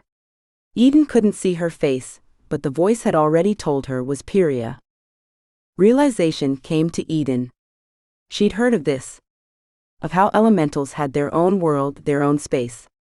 She'd heard of their hosts and shifter animals being pulled into the elementals' worlds too. Yes, that she had. But she'd thought that it took a special hybrid to facilitate this. It took a concerted effort to make it happen. She'd never heard of an elemental simply pulling its host and shifter animal into their world. "I'm in your world," she told the woman sitting in darkness. "You are." Eden shivered again. Outside, the wind howled and whistled a menacing harmony. "You're cold," Pyria said. "I'm sorry. And you are hardly dressed for the environment here." Eden picked up the sound of rustling, of sticks moving. She listened carefully, leaning in to figure out what Pyria was doing. A sudden flare of light, a flame half as tall as she, sprung up suddenly in the middle of a pile of sticks.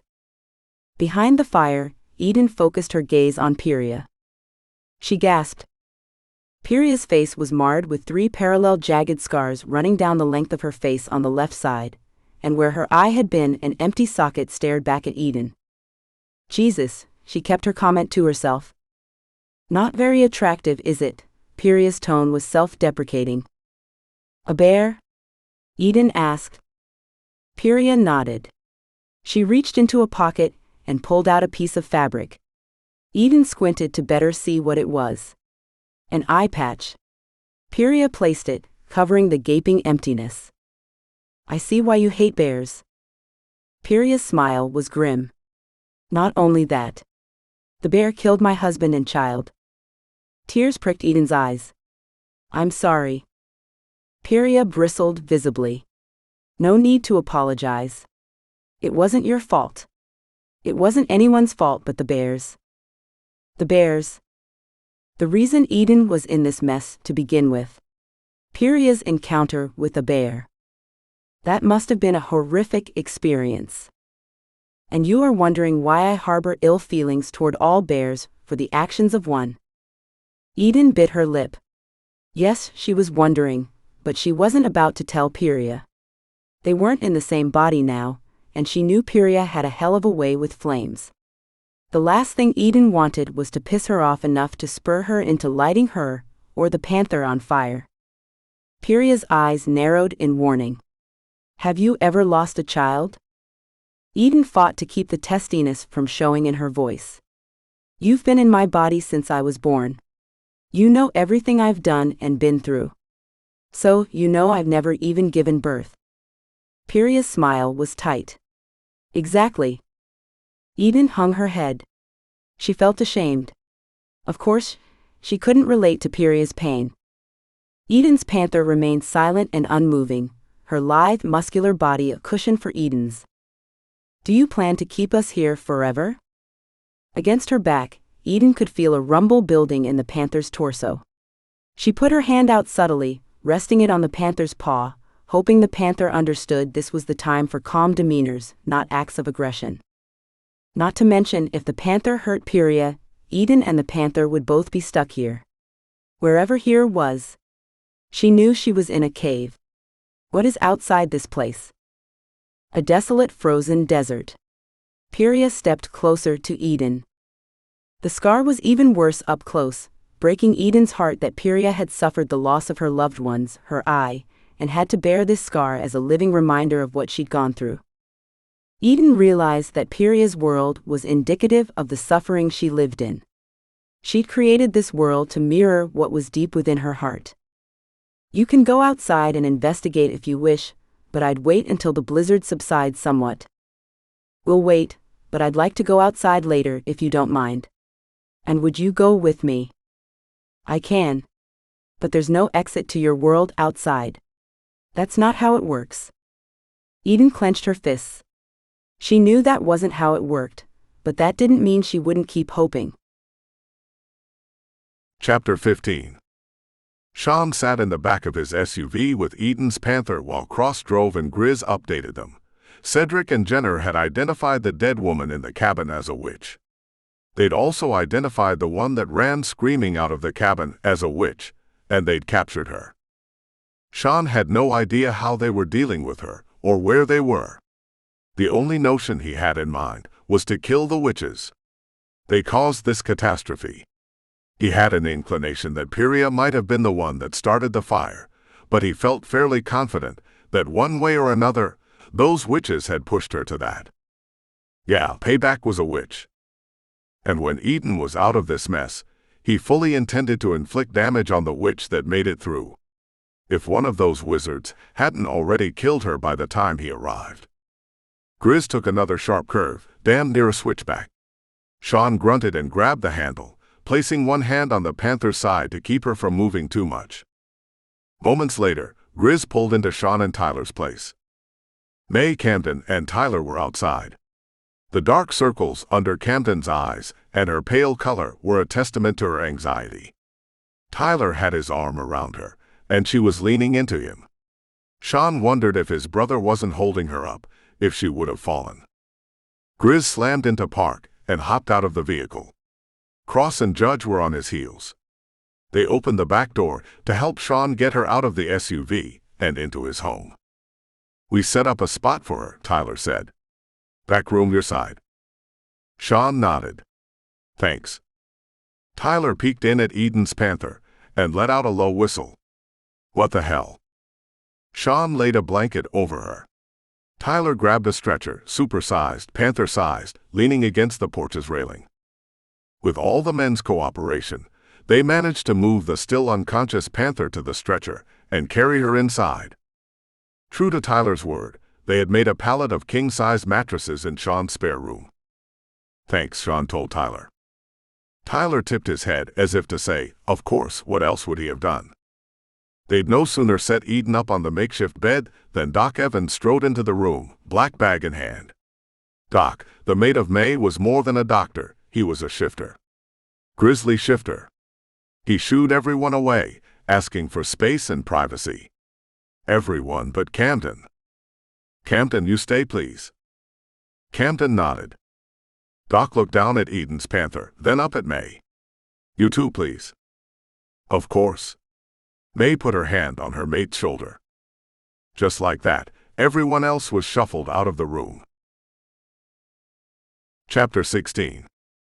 It didn't sit well with Sean to be kept out of the room that Eden and her panther were in. But he got it. He knew he had no rights in his current position. Hell, she'd not even admitted to liking him. Not out loud, anyway. Still, for a reason he'd be hesitant to have anyone over here, he couldn't imagine not being involved in anything that centered around her. Sean paced. And paced. Straight lines, from the front door to the kitchen entrance, then a 180, then the same path in reverse, another 180, and then retracing his steps again. On and on he paced. Until finally, on one of his 180 turnarounds, he almost ran into a man a hair larger than him. Griz. Sean frowned at the older shifter. What gives? You're fixin' to wear treads into the wood. Sean crossed his arms over his chest. The rest of us are going to talk in Tyler's front room. Want to join us? Okay. Why there? Don't necessarily want Eden's panther or elemental to listen in. Sean got it. Let's go. Paces later, Sean, Griz, Tyler, Cross, Judge, and Sierra had crossed the common foyer and found seats or walls to lean against in Tyler's place. Sean studied the faces of those assembled. They were there for one reason. To help. He was overwhelmed by the sense of community he'd found here. Thus far, he and Tyler had been pretty much flying solo, keeping to themselves, avoiding everyone, just taking care of their business, and trying to raise Trista and Tessa. But now, he knew what he'd been missing all this time. Griz, the older shifter, still passing for much younger than his age. Thankfully, shifter genes gave the blessing of longevity and slow aging. Griz, the de facto spearhead, who didn't claim a position of leadership, and yet was often deferred to. A mystery, his origins and training unknown to Sean. Cross and Judge, Griz's nephews, had been enforcers for the compliance unit. Sean and Tyler had heard of the De La Cruz brothers, Cross, Judge, and Lance, but only in passing. Anyone who worked in private security, risk management, investigation, and intelligence had heard of the De La Cruz men. Sean and Tyler's work was a little more under the radar and less involved in the government side of shifters, but they were very aware of the highly respected brothers. Sean turned his glance to the only woman in the room. Sierra.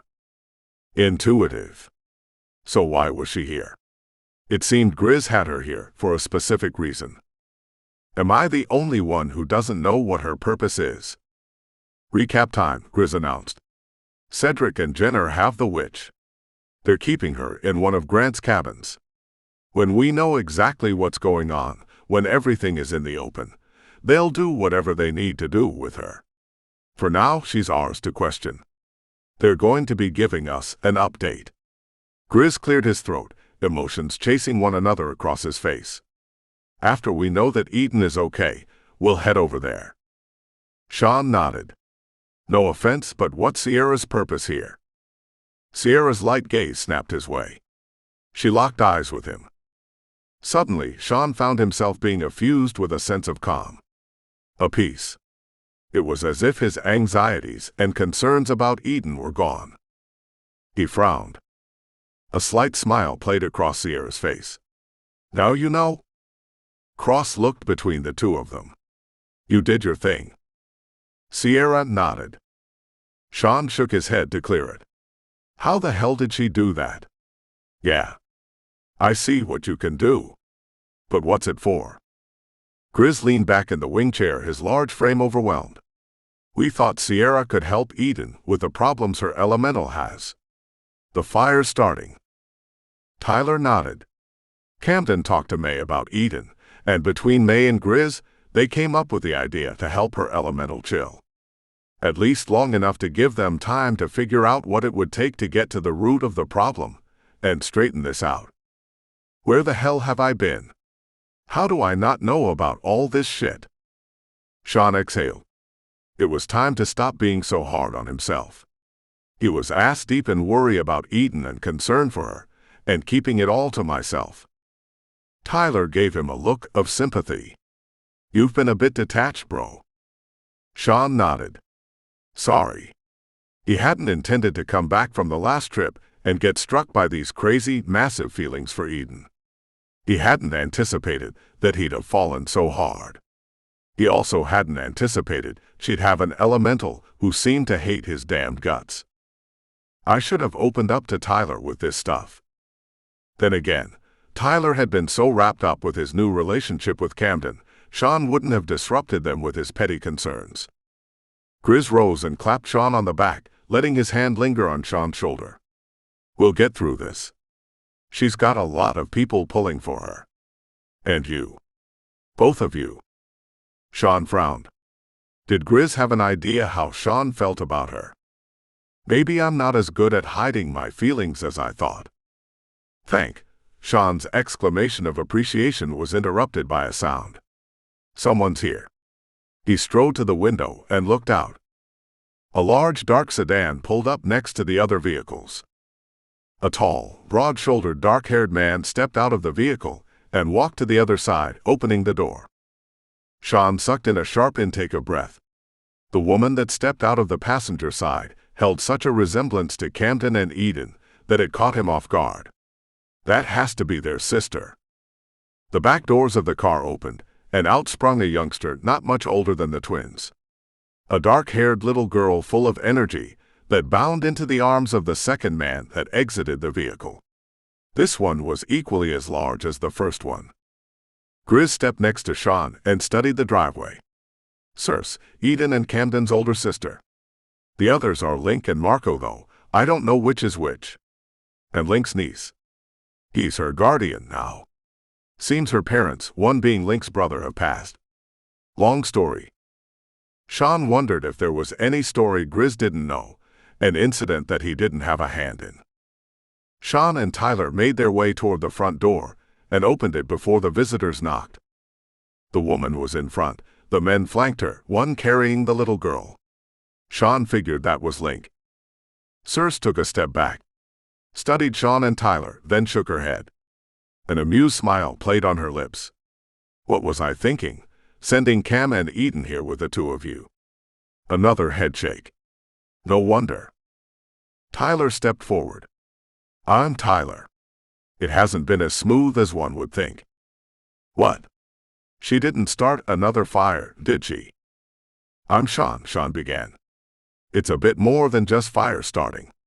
Then he launched into the recent events as they made their way to the others. He told them how Eden had vanished, Cross had indications of witches. That May and Griz had brought in the two wizards. That the cabin was burning. That Eden wouldn't come out of unconsciousness. They'd barely reached the room where the others were sitting when Sean finished his recounting, but it seemed Circe would have nothing to do with talking to anyone right then. Take me to my sister, please. Circe's voice was laced with worry. Come with me, Sierra took Circe's hand in hers. I'm going with, Marco announced. Circe paused, studied Sierra. Don't try that stuff with me, please. I don't need my emotions dulled or placated. Sierra raised a brow. Of course not. Wouldn't dream of it without your permission. How the hell did Circe know what Sierra was? Sean didn't spend more time on that thought when the little girl came to him and Tyler and tugged on their shirts. I'm Dina. Circe said there'd be someone for me to play with. Cross asked, where are the girls now? Slumber party with Mac, Brayden, and Dakota. The only place we could think to keep them safe. Tyler looked at his watch. He glanced at the young girl and winced, shoot. And probably headed this way right now. Sean dropped to one knee, making himself eye level with the little one. They'll be here shortly. They'll love having company. Want to see their room? Dina nodded. I got this. Tyler took her hands in his. You check on Eden. Come on, Uncle Link. Dina grabbed Link's hand with her free hand. Let's go. Chapter 17.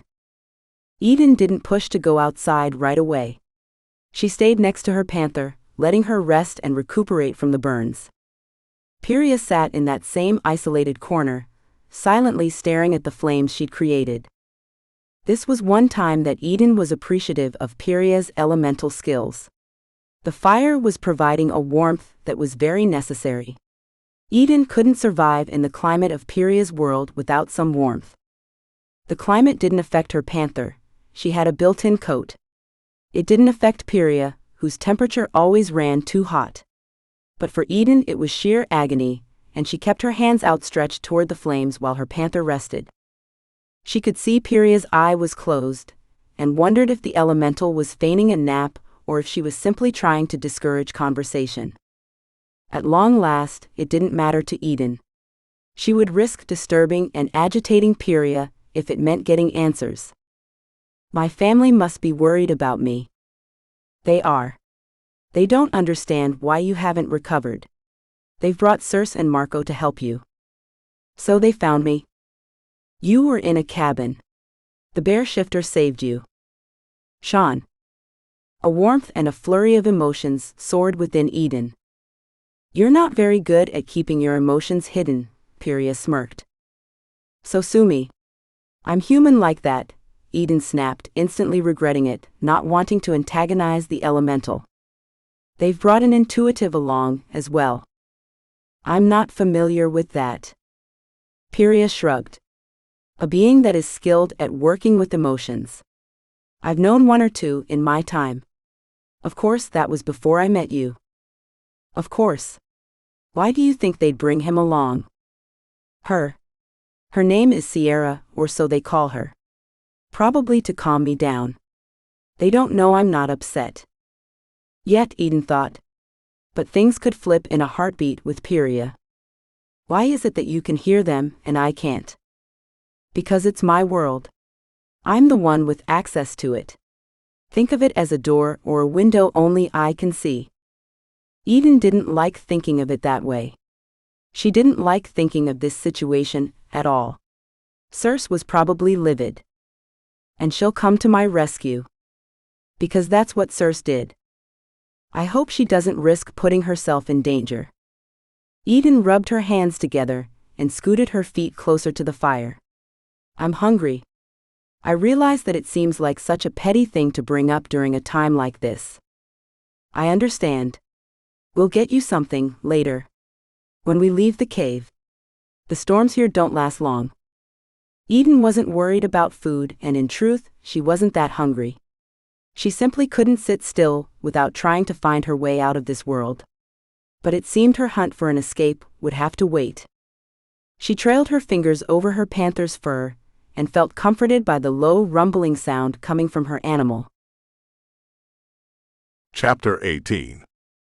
Sean was walking across the foyer that separated his place from Tyler's when he heard footsteps behind him. He hoped someone wasn't trying to catch up to him to stop him. He'd had enough of being apart from Eden and was ready to check on her. Griz was hastily catching up. Sean pulled up short in the middle of the room.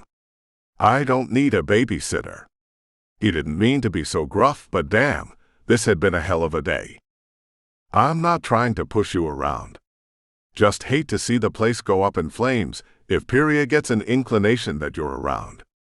Camden said her elemental seems to have a particular dislike for you. Yeah, I think dislike is an understatement. If Pyria knows you're around, she could hurt Eden without even meaning to. Sounds like you're talking me out of going. The way I understand it, she can't tell things from scent. She doesn't have shifter hearing. In fact, she has nothing that an average human wouldn't have. Except she can start fires with her mind, Sean interjected. True. So what's your point, Griz? Point is, if you're going to be there, it's best to not be hurt if she's still unconscious. We don't know if Pyria is unconscious or if it's just the panther and Eden. I gotcha. Sean bristled at the other man's interference. I'm not trying to butt in. I'm on your side. I am. Why? Why are you on my side? Hell, do you even know what my side is? Griz frowned. The expression combined with that imposing scar made him look fearsome. Let's just say, I know what it feels like to love someone and not be able to have them. Sean cocked his head and studied the seasoned shifter. Maybe he does know. I appreciate it. Let's see what we can't do for your girl. My ought to be girl. My ain't yet girl. Sean exhaled his frustrations. Let's. You do the talking if she's still out. If she's awake, well, I'll make myself scarce. And I'll update you. They reached the room just as Doc was coming out with Circe, May, and Camden. How is she? Griz asked Doc. Sierra's sitting with her while we discuss options. Doc gave Sean a questioning look. Let's talk about this in another room. Sean nodded his appreciation that they were including him, and at the same time, doing what was best for Eden. Doc closed the door behind them.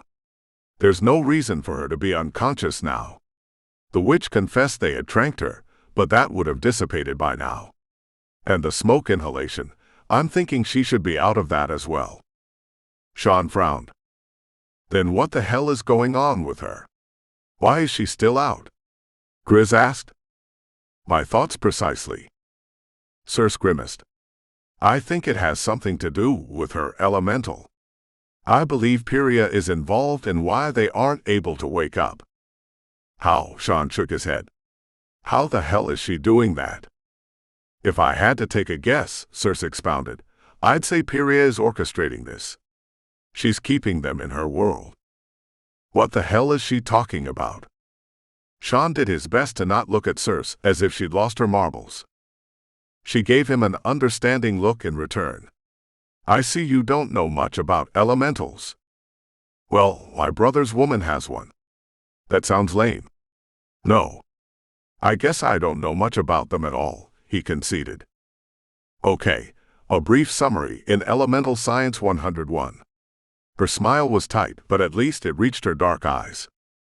The sight of those eyes, that face, her features, and even how some of her expressions reminded him of Eden, made him miss her. So, without going into the whole history of elementals, because I do want to get to work on my plan, elementals are like spirits, some would say. They take up residence in our bodies and minds, but they also have their own world. And we can join them in their world. We who? Well, for example, some elementals have the power to travel into another elemental's world. And when they do, they take their host with them. So you see, my elemental, Albani, can take me to Piria's world. I'd be a separate entity there, as would my elemental and my panther. So, if you went in, you'd be able to see Piria, Eden, and Eden's panther separately. Circe nodded. And that's my plan precisely. I'm going in to find out what is going on with Piria. So, elementals can travel, they can do this thing? Sean asked. No. Only some elementals. But some of us who can do this can also take others in with them. Depending on whether they are powerful enough. Whether they want to. Circe looked at Camden, then continued. I should have done this long ago. Tried to help her. Camden hugged Circe. No. It's not your fault. It falls on me too. And on Eden as well, I suppose. We've all tiptoed around Piria. Circe pursed her lips. Some specialists we are. How's that saying go? Physician, heal thyself? Camden hid a smile behind her fingertips. True. Okay, let's go in then. Shall we? You can't. Circe's expression was carved of stone. Why not? It's risky. Wait a minute. Sean raised a hand. What kind of risk are we talking about? Circe sighed. People can die in an elemental's world. It's no different than being in this world. And shifters are separated from their animal in that world. So, if a shifter or his animal were to die there. She shuddered. What would happen? Would they die here too? Sean knew if he were separated from his bear, he'd be a mere human. Unless, of course, his bear was killed while they were one, then the human part of him would die as well. He tried to recall the lore, but it wasn't something that one dwelled on. You just did your damnedest to stay alive. Circe shrugged. Never seen it happen. Sean was curious, though it felt like a morbid curiosity. No. So, I take it you're going in? Camden asked Circe. Circe gave her younger sister a quizzical glance, as though she were surprised to be asked that question. I have to. And I cannot go with you. Why? Circe frowned. I'm not risking you. I'm going, Marco announced. Sean studied their brother. He had barely said a word the whole time, just staying in the background, quiet, his eyes gleaming with a glow in their inky depths that ranged between gold and amber, though for a brief second, Sean would have sworn he saw a flash of indigo. No. You're not. Circe's tone was hard and firm. Listen, Marco began. No. I said no. Circe's jaw was set in a way that Sean had noticed Eden's did at times. Not that he noticed it while Eden was talking to him. No, she didn't talk to him that much. But he'd noticed it once when he'd walked in on a conversation she was having with Camden. Sean wished he could go. He wanted to be there, to help Eden. Not to mention, the whole thing sounded interesting as hell. Circe glared at her siblings. I'm going in. Alone. I have to talk to Piria. I want to go. Sean froze. Was that his own voice? It seemed it was. Everyone was staring at him. I do. Circe pinned him with her gaze. Now he saw the difference between this older sister and her younger ones. She was damn near formidable. You care for my sister? Sean straightened his shoulders, rolled his neck. She's my fated mate. And before you go off thinking I'm crazy, no. I didn't believe in that shit. Until I met Eden. Camden nodded. She clearly got it. Circe nodded too. Then pursed her lips. I understand. More than you'll ever know. It hits ya like a Mack truck, doesn't it? Sean couldn't resist the small smile that crept to his face. It sure as hell did. Circe crossed her arms. Do you believe she feels the same for you? He exhaled with a whoosh. I don't know if this makes sense, but I think her eyes tell me one thing, but her lips another. And, crazy as this may sound, I'm pretty sure what she verbalizes is what her elemental wants to hear. What she says with her eyes is what her heart and panther feel. Circe raised her brows. He wondered what that meant. Did she get it? But I won't let Pyria kill her to keep us apart. I'll withdraw. I brought you out here because I want you to go in with me. But I didn't want Pyria to hear me say so. So maybe she did get it. He paused. You think she's listening right now? Can she hear us? Albani, my elemental, seems to think she might be. So I'm going in? I think it would be for the best, though I don't think it will prove an easy emotional expedition for any of us. Chapter 19. Eden's panther stretched against Eden's body, jarring her from a catnap. Eden laid her hand on the panther's chest, felt for her heartbeat. It was strong. Much stronger than it had been when they'd first awoken in the cave. She's healing, Pyria said from her corner of the cave. Eden nodded, wanting to say, no thanks to you. But she kept her lips zipped. She noticed the sound of the wind had died down. Think perhaps we can take that walk outside the cave? Pyria shrugged. Is your panther well enough? Why do you hate her? Why does any elemental have a problem with the shifter animal? Pyria countered.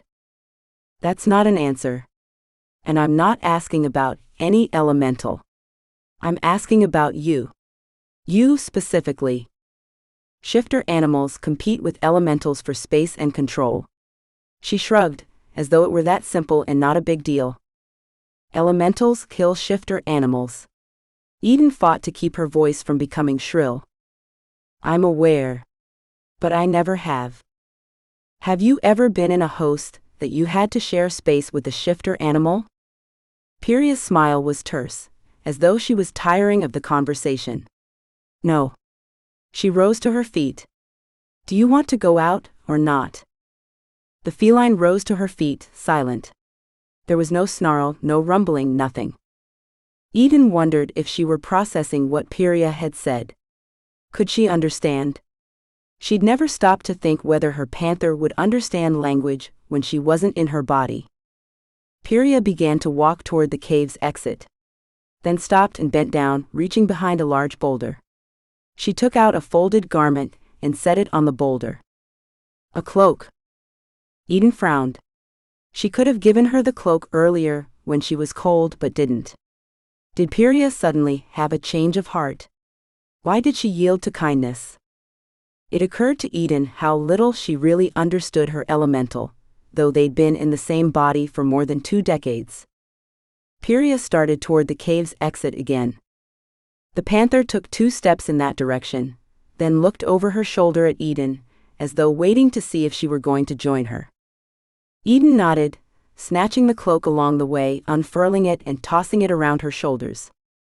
The first thing that struck Eden as she exited the dim cave was the low light of the desert. She looked overhead. The sun was out in all its glory, and yet their surroundings were as though cast in shade. The ground shimmered in areas where the snow had yet to melt, but the temperature around them, surprisingly, was nowhere near what needed to sustain snow. Could Pyria control the elements and temperatures and sunshine in her world? Is that how it worked? Eden would have thought the elementals simply existed in the world, their own world, but now she was more apt to believe that she created the world. Directly about them the land was barren, but in the near distance a dark forest came into view. Gnarled trunks and gloominess loomed foreboding and ominous. And Pyria was walking directly toward that sinister forest. Eden picked up her pace, catching up to Pyria. Where are we going? Pyria pointed toward the trees. Just great, the last place I'd want to go. You seem to feel we don't know each other very well.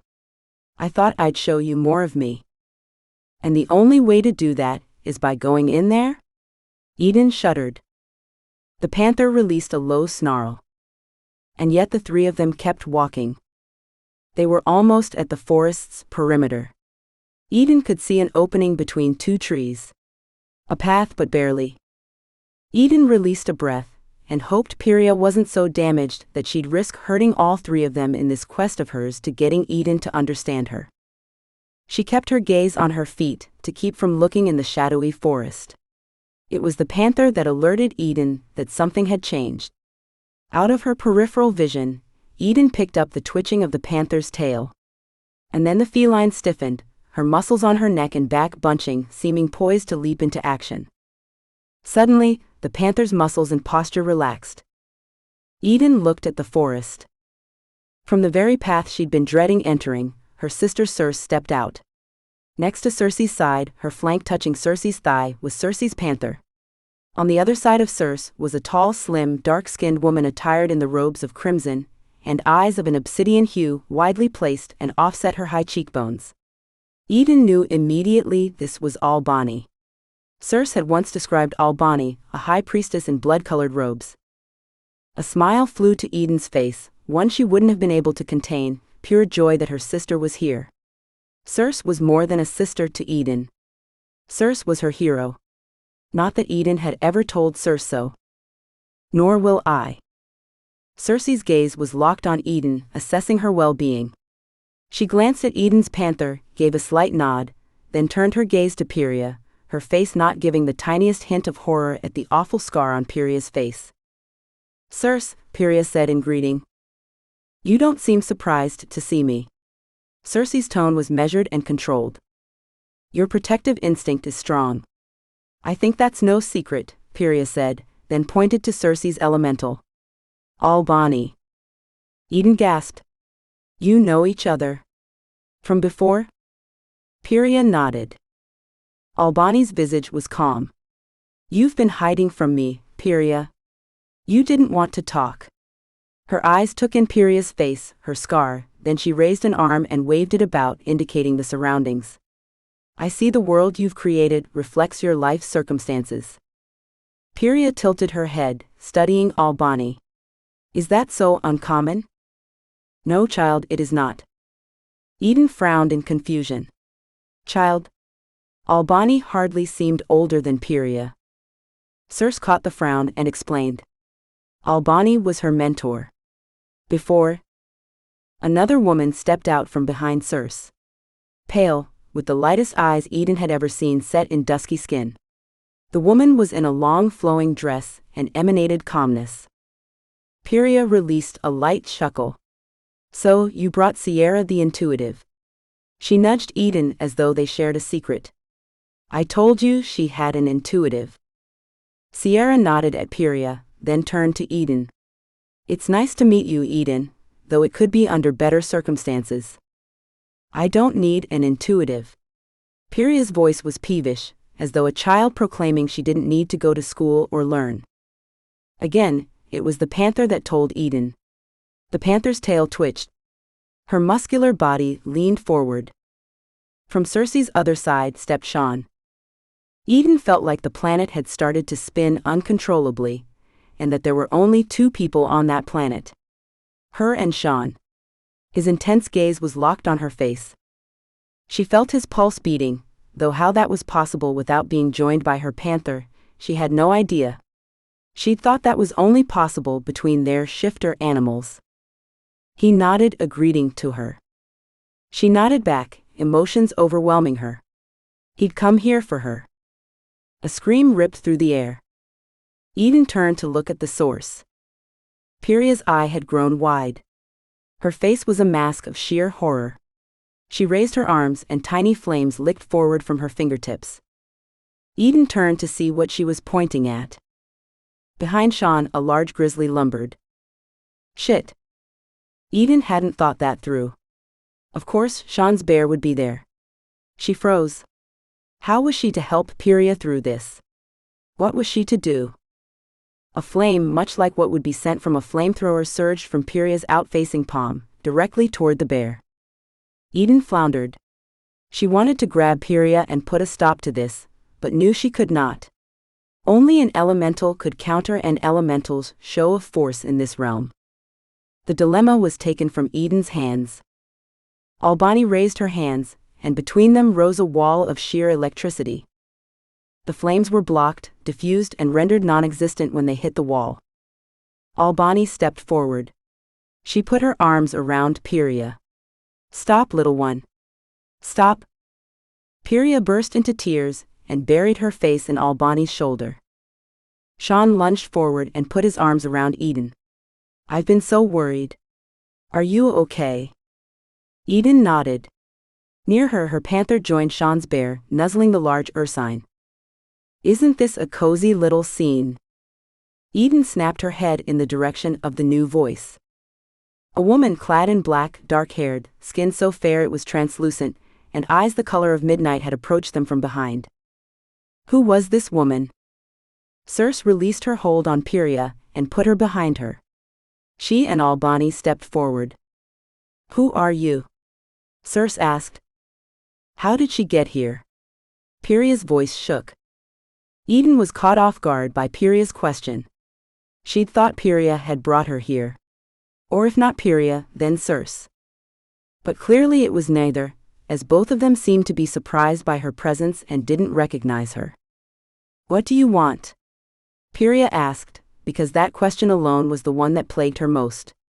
Second to that was the question regarding how the woman managed to get there. How did she enter Pyria's realm?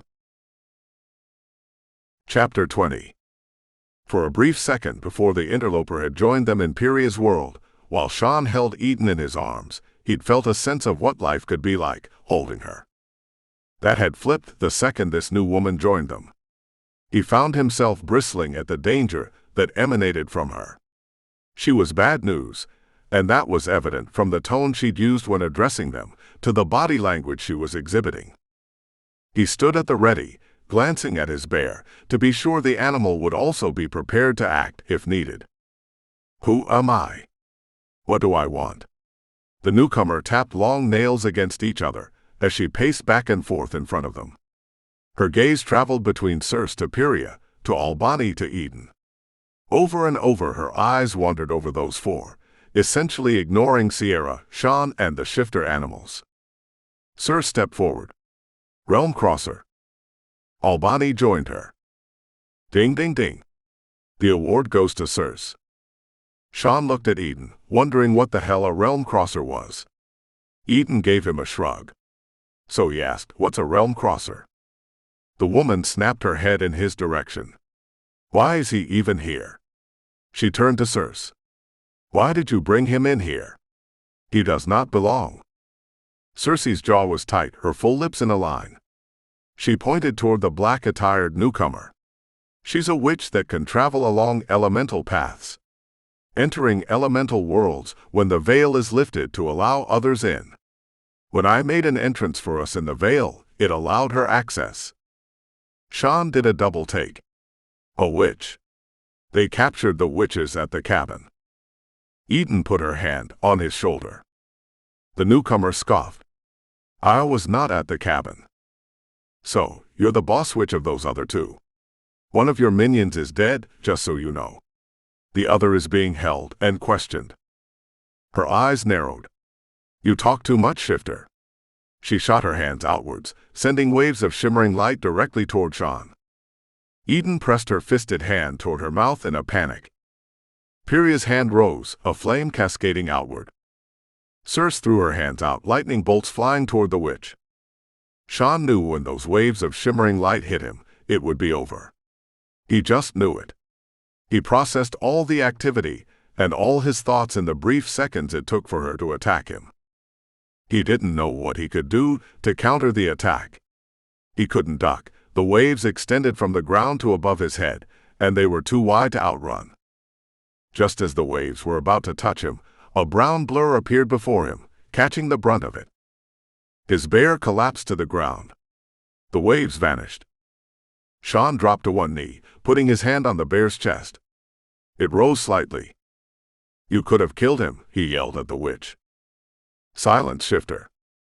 He rose, stiffened, his muscles bunched up, ready to leap on the witch. Eden grabbed his forearm, held it tightly. "Don't, please," he whispered. Sean reined in his temper. The realm-crossing witch turned to Circe and Eden. "What I want is for you to get out of the way. But you won't. You insist on interfering with our agenda." "Who is R?" Eden asked. "R is the witches in Europe," Circe replied. "They are the ones that want the twins." "Where are they?" "I know you moved them." Sean clenched his jaw, his gritting teeth sounded loud in his ears.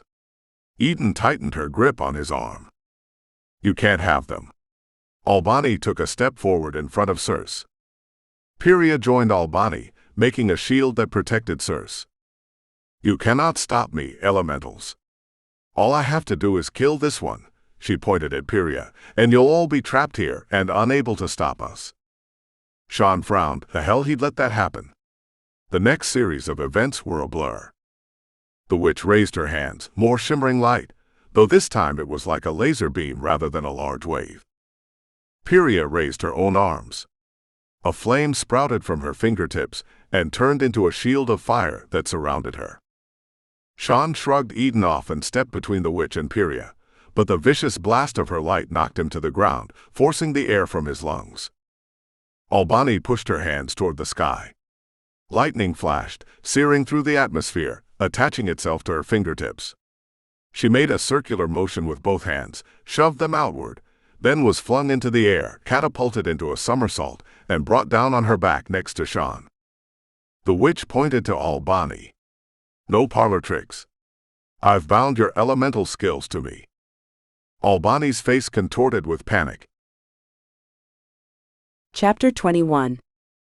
Eden was beside herself. This damned witch could take Albani out, the most powerful elemental Eden had ever seen. She'd bound Albani's powers so that if she tried to use her electric elements on anyone, they'd boomerang back on her. Pyria didn't stand a chance against this witch. Her face was pale, her countenance horror-stricken. Next to Eden, Fur moved. She glanced down. Sean's bear was struggling to awaken. She was thankful he was alive. Her panther was nuzzling the bear, pushing on his muzzle with her head, trying to revive him. Eden couldn't let the witch kill Pyria. They'd all be trapped in this realm forever and die here. She sucked a deep breath in and launched herself at the witch. Out of the corner of her eye, she noticed Sean had leapt to his feet and was rushing the witch. The realm crosser glanced at the two of them, and almost summarily seemed to dismiss them with a nod. Only that was no mere nod. She'd raised a wall of light between herself and Sean and Eden. The two of them bounced off the barrier, landing once more on the ground. She made a tisk sound at their failed attempt, and flicked a hand at Pyria, who was airborne and flying crashing toward the ground. And just before she'd hurled Pyria onto the unyielding ground, the witch slowed her progress and set her down with just enough force to cause her leg to make a snapping sound. Eden knew what that meant. She didn't need to see it. Pyria's leg bone had been broken. Pyria, her face a mask of pain, tried to rise to her feet but could do nothing more than lay on the ground in misery. Eden glanced at Circe, mouthing, "Do something." Circe shrugged. They were both in the same place, both powerless, both unable to perform elemental feats without their elementals within them. And at the moment, their elementals had lost their powers and stretch. "Amaranth," the witch said. "That is who I am. Amaranth, the reigning coven leader of the ancient temple coven." She raised her arms as though in supplication to the sun. Amaranth glared down at Pyria. "You will yield your realm to me, scarred one." Eden's blood ran cold at the tone in the witch's voice. "She's going to kill her now." "No." Eden scrambled to rise to her feet. She couldn't have said what happened next. It was a barrage of motion. One moment, she was working toward getting up and stopping the witch from killing Pyria. The next, she was pushed aside by a blur of black on one side of her, and one of brown on the other side. Amaranth had been so intent on summoning the power to forge a spell that would kill Pyria, that the attack from a panther and a bear caught her completely off guard. Within seconds, she was overwhelmed and encased in movement and fur. Movement to the side caught Eden's eyes. Sierra had stepped forward and was moving her hand in tiny circles in Amaranth's directions. Was that how the shifter animals were able to get to her? Because of Sierra's actions? But wasn't Sierra supposed to be an intuitive? Eden didn't know if intuitives had witch skills or not. Eden couldn't see Amaranth. She couldn't see anything but blood and light and black and brown fur. A flash of an explosion of brightness, and the world about them went silent. The bear and the panther stood above a bloody spot. The place where the witch had been was now empty. Circe seized Eden in a hug. "Are you okay?" Albany knelt next to Pyria, touched her scarred face with the back of her fingers. "How are you?" Tears flowed from Pyria's good eye. The patch of fabric covered the scarred eye. Pyria nodded that she was okay, but no words had come from her yet. "We've got to get out of here before she comes back. Or anyone else." "No," Pyria said. Eden whirled on her. "What? There's no way I'm going to get trapped in this jacked up place. I'm not going back." "The hell you aren't." Eden clenched her fists. Sierra approached. "Perhaps there's something." "Away. Do not try your tactics on me," Pyria screeched at her. "I wasn't thinking to," Sierra began. "I was wondering if we could work something else out." Meanwhile, Eden was wondering what it was that Sierra had done to enable her panther and Sean's bear to attack Amaranth. Which of course made her wonder if Amaranth was alive and would attack again. "What?" Albany asked Sierra. "What can we work out?" Sierra locked eyes with Albany and Circe and stepped closer, turning her back on Pyria. Eden joined them. By damn, this involved her as well. "No." Pyria dragged herself toward their little circle, still unable to stand. "You will not do this. You will not discuss me as though I don't have a choice, as if I'm a child." Sean stepped forward, leaned down and picked Pyria up. She looked into his face, her hostility still semi-apparent but slowly fading. He carried her to Albany, Sierra, Circe, and Eden. "Thank you," Pyria said, one arm around his neck, holding on. "Your bear saved me." "I know." He nodded. "And I'm aware that doesn't make up at all for the loss the other bear inflicted on you. I don't expect that anything would, but I want you to know he's not your enemy." Eden's heart felt as though it would burst with joy and pride at Sean's ability to look past Pyria's hate, and at Pyria's capacity to not still blame all other bears for one bear's actions. "But still," Pyria said. "I can't." "Can't what?" all of them said in unison. "I can't go back to Eden." She reached for Eden's hand. "I won't be the reason you don't have your mate in your life. I won't endanger any more lives." Eden gasped. "What does that mean?" Albany glanced at Circe, who nodded at her, then she stepped forward. "I'd like for you to join us," she told Pyria. Eden shook her head, thoroughly confused. "Are you suggesting, what are you saying?" Circe's lips were pursed, as though weighing options, then finally she spoke. "Albany would like Pyria to come with me and her. I will be her host." "Wait. No." "What?" Eden wasn't sure how to accept this new occurrence. Pyria leaned toward Eden. "Please. You have to let me go. It's for my own good. It's for yours. And his." She touched Sean on the chest. Eden sighed. Circe hugged her. "It's for the best." Tears welled in Eden. She felt like she'd failed Pyria. "I don't know." Circe took Eden's face in her hands, forcing her to look her in the eye. "Don't make her live like this. Albany can help her, can be there for her." A lump presented itself in Eden's throat. She wasn't sure how to feel about this. A sensation of emptiness encompassed her. "I don't want to be selfish. To force her to be in a place she doesn't want to be." She took Pyria's hand in hers. "I'm sorry. I let you down." Pyria wrapped both her hands around Eden's. You weren't equipped to handle what plagued me. I wasn't equipped to handle it. So it seems I've mishandled it. Tears streamed down Eden's face. Godspeed. Chapter 22. Eden woke on a pallet made of mattresses at Tyler and Sean's place. An assortment of shifters, hybrids, and elementals, and an intuitive that intrigued her were in the room, watching her. Her sister Circe looked down at Eden. A measure of pity seemed to be in her eyes, and the golden flame of Circe's elemental was now merged with the red flame of Pyria, in the depths of Circe's eyes, joined with the amber of her panther. In Eden's mind, her panther roared and snarled. Eden wasn't sure what was driving her panther's unease, but she felt it herself. A sense of emptiness. And at the same time, a sense of peace. They'd all come back from Pyria's world unscathed, and Eden had no doubt that Albani would help Pyria's leg heal. She sat up, studying the group in the room with her. Sean was standing near the head of the mattress. He knelt and put a hand on her forehead. You good? Tears gathered in her eyes and made him look like he was swimming in them. She nodded. I think so. Just like that, Eden's life had changed.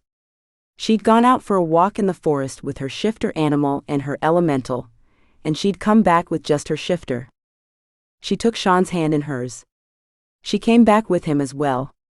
And that was definitely something. Something good.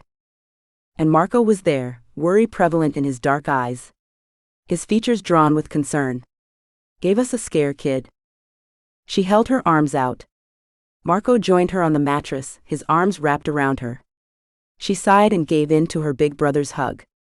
Tears came, unexpected and definitely unwanted, with so many in attendance witnessing her grief. She's gone. I know. Against his chest, his voice was a deep rumble in her ear. But it's for the best. She choked on a sob. I know. But I feel hollow inside. It will go away. It will. Trust me. How would you know? I've known someone this happened to. She looked up into his face. You never said. He gave her a half shrug. Confidentiality. I promised. My turn. Camden pushed Marco's shoulder. I need a hug from my twin. Eden smiled through her tears, hugging Camden. I missed you. You have no idea how much I've worried about and missed you. Camden's tears spilled with Eden's. But things are good now. Are they? Eden looked into Circe's eyes, looking for a sign of Pyria's happiness. Why is this so hard when we weren't even close? You know, Sierra can help you, May said from the corner of the room where she stood with Doc. That's like sweeping it under the rug. I want to deal with the emotions. I'm here if you change your mind, Sierra said. And if for any reason I'm not in the valley, I won't be far away. Eden nodded her thanks. Sean cleared his throat. Tyler punched his twin on the shoulder. I think he's giving us a hint. A touch of color made its way to Sean's cheeks. Eden was charmed by that look on his handsome, rugged face. Don't forget sexy came from her panther. She bit her lip at that thought. Geez, I'm in a room full of people. And then she realized something. In all her years with Pyria and her panther, she'd never had her panther express anything so loudly or so clearly. It was as though the prior 2+ decades, there had been static interfering with her communication with her panther. Had that static that restricted her messages with her panther come from Pyria? Her panther roared so loudly that Eden almost wanted to cover her ears. Not that it would have done any good, since the roaring was in her head. She noticed Circe and Marco watching her carefully. Are they worried about me? Is there something about having parted ways with Pyria that I don't know? That I need to know? Eden didn't get her answer. Circe nudged Marco. Let's get out of here. She waved everyone toward the door. Give Sean and Eden a moment. Chapter 23. Sean felt like he was in a surreal world. It was just her and him. And his bear and her panther. No audience. No fire starting. Nothing. Just him. And her. Just Sean, and the woman who turned him inside out without his even realizing it. He'd have never thought a month ago that he'd be going to another realm for love. He'd have never thought he'd have risked his life for love. He'd also not have believed his bear would have risked his life for love. Neither he nor his bear, had ever felt this way before. Overwhelming didn't begin to describe the emotions he felt for Camden Brazos. So why now, after all this, did he find himself speechless? His bear snarled in his mind, urging him forward. I get it, Sean responded. I get it, damn it. Then why the hell did he feel like a schoolboy, nervous about talking to his crush? Camden pushed her hair back. I must look a mess. She fiddled with the sheets, adjusted her rumpled clothing, keeping her hands busy with nervous tasks. Sean knelt next to the mattresses, took her chin between his thumb and finger, and stared into her dark eyes with the amber flecks of her panther. You don't look a mess to me. You look like the woman I'm not going to let out of my sight.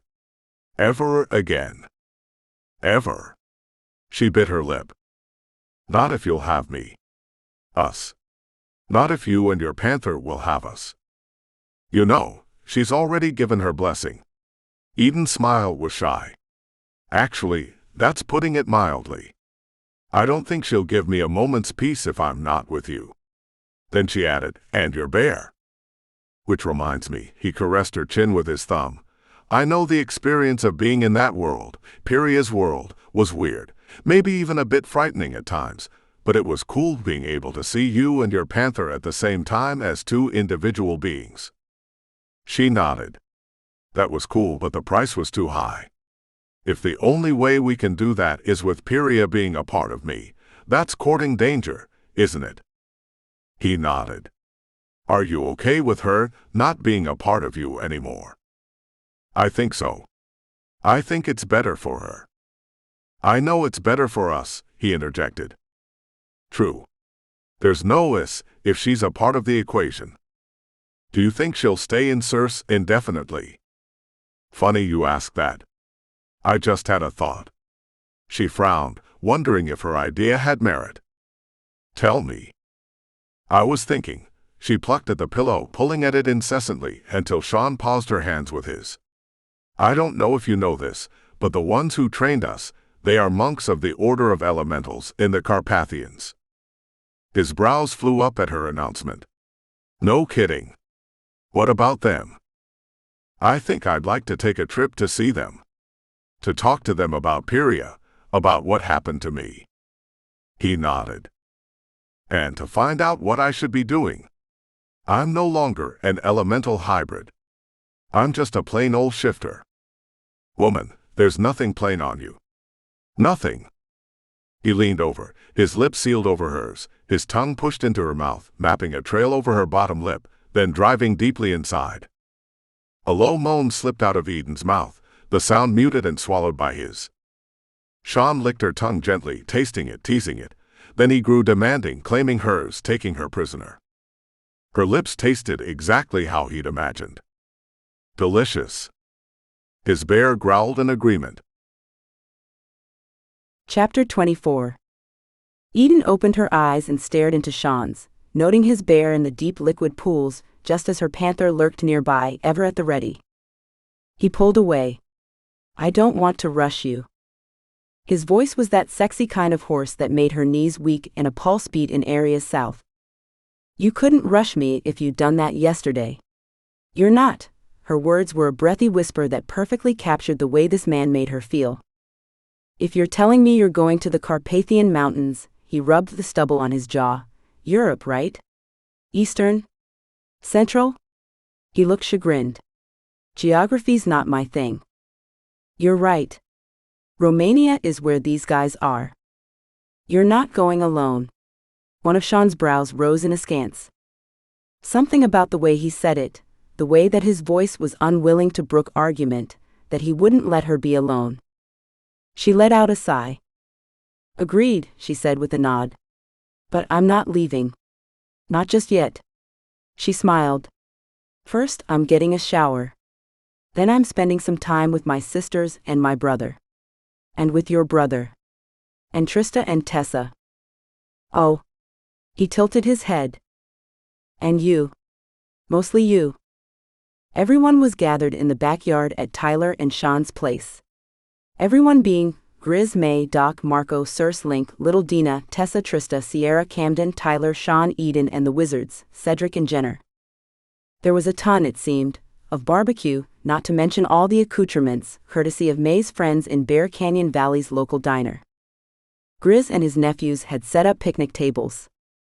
Trista and Tessa were chasing Dina around, and they seemed just like average little girls.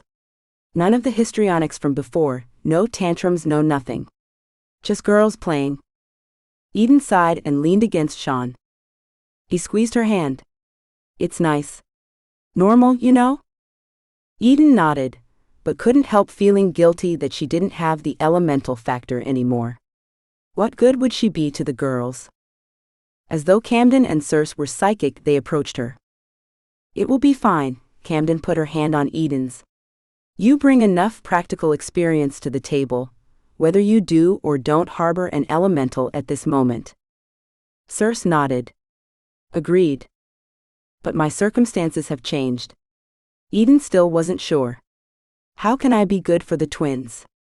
Suddenly, Trista and Tessa's heads whipped in her direction. Eden bit her lip. Could they have heard her? They were shifters after all, and shifter hearing, she exhaled in frustration. Both of the girls ran toward Eden, pigtails flying behind them. They stopped when they reached her and planted tiny fists on tiny hips. Eden looked at Circe. Did you teach them that move? Circe laughed low, then gave her a shrug. Some things just happen naturally, don't they?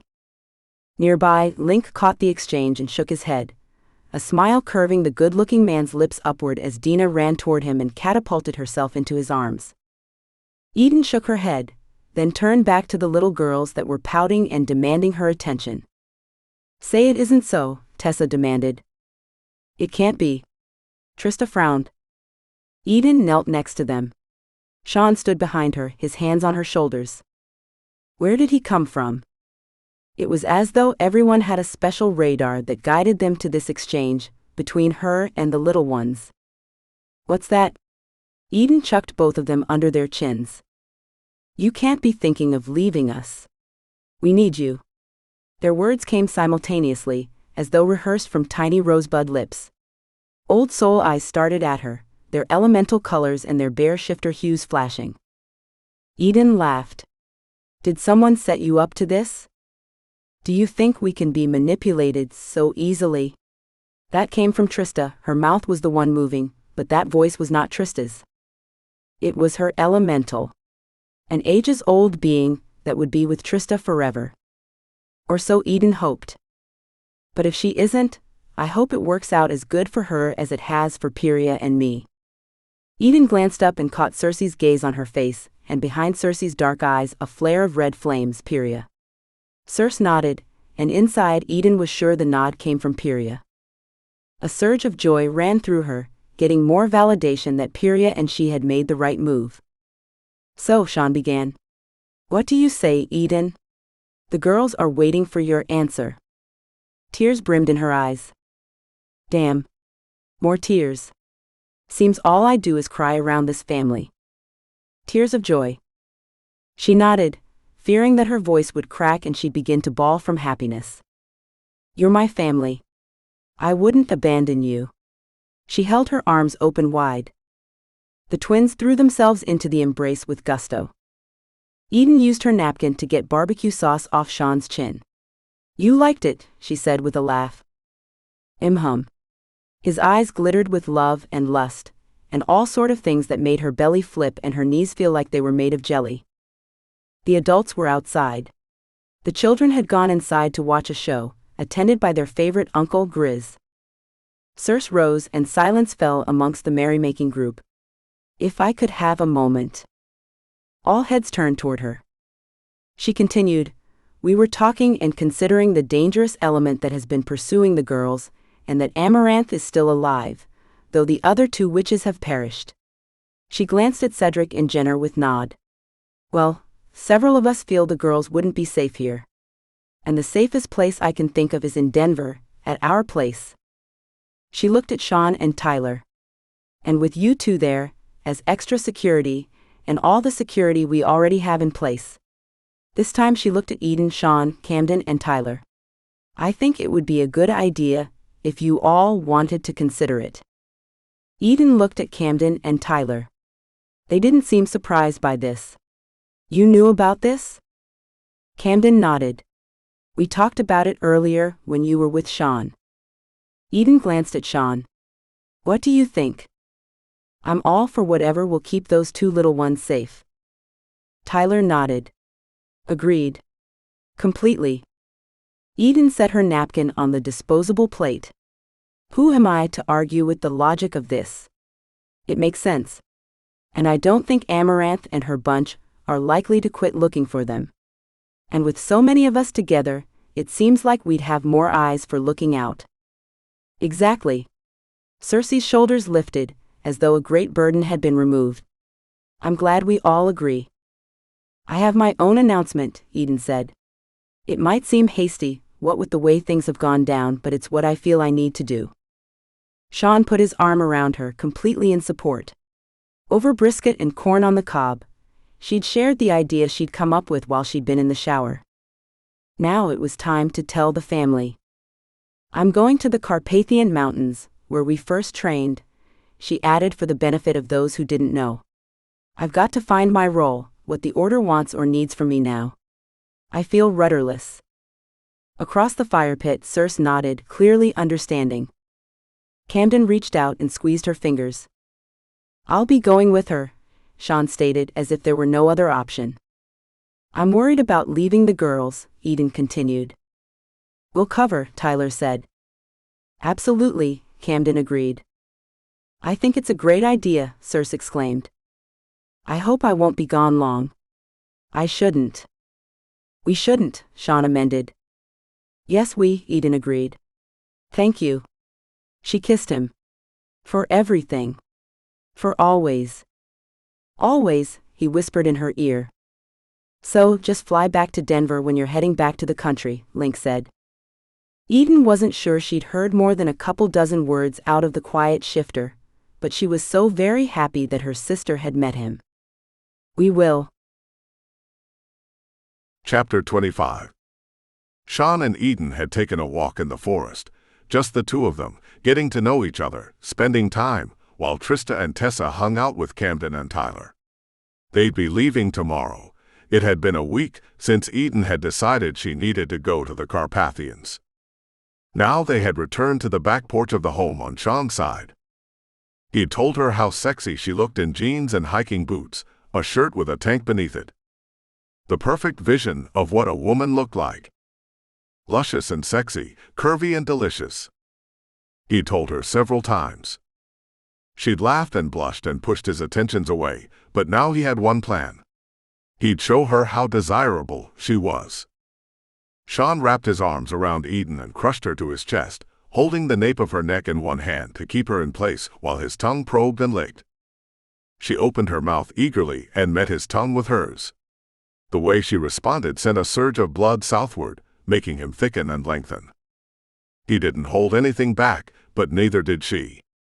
She panted and groaned and acted like she wanted to tear him apart. Her panther flashed amber in the depths of her eyes. No flames from an elemental shone there. Not anymore. She moaned low in her throat. All it did was make him want her more. Eden's arms slid around him and clamped down like a vice, pulling and squeezing, holding on as though her life depended on him. The way she wanted him made him want her even more. Damn woman. He thrust his hips toward her, and she groaned when she felt his urgent hardness pressing against her stomach. I need you, he whispered. He lifted her, and she wrapped her legs around his waist. When he felt her heat against his straining hardness, he practically ran to the privacy of the room they shared, far from prying eyes. He ran, even as they kissed and panted and groaned into each other's mouths. He didn't waste a single second when they reached his room, either. Kicking the door shut, he carried her to the bed and tumbled onto it with her. Both of them laughing between pants of desire.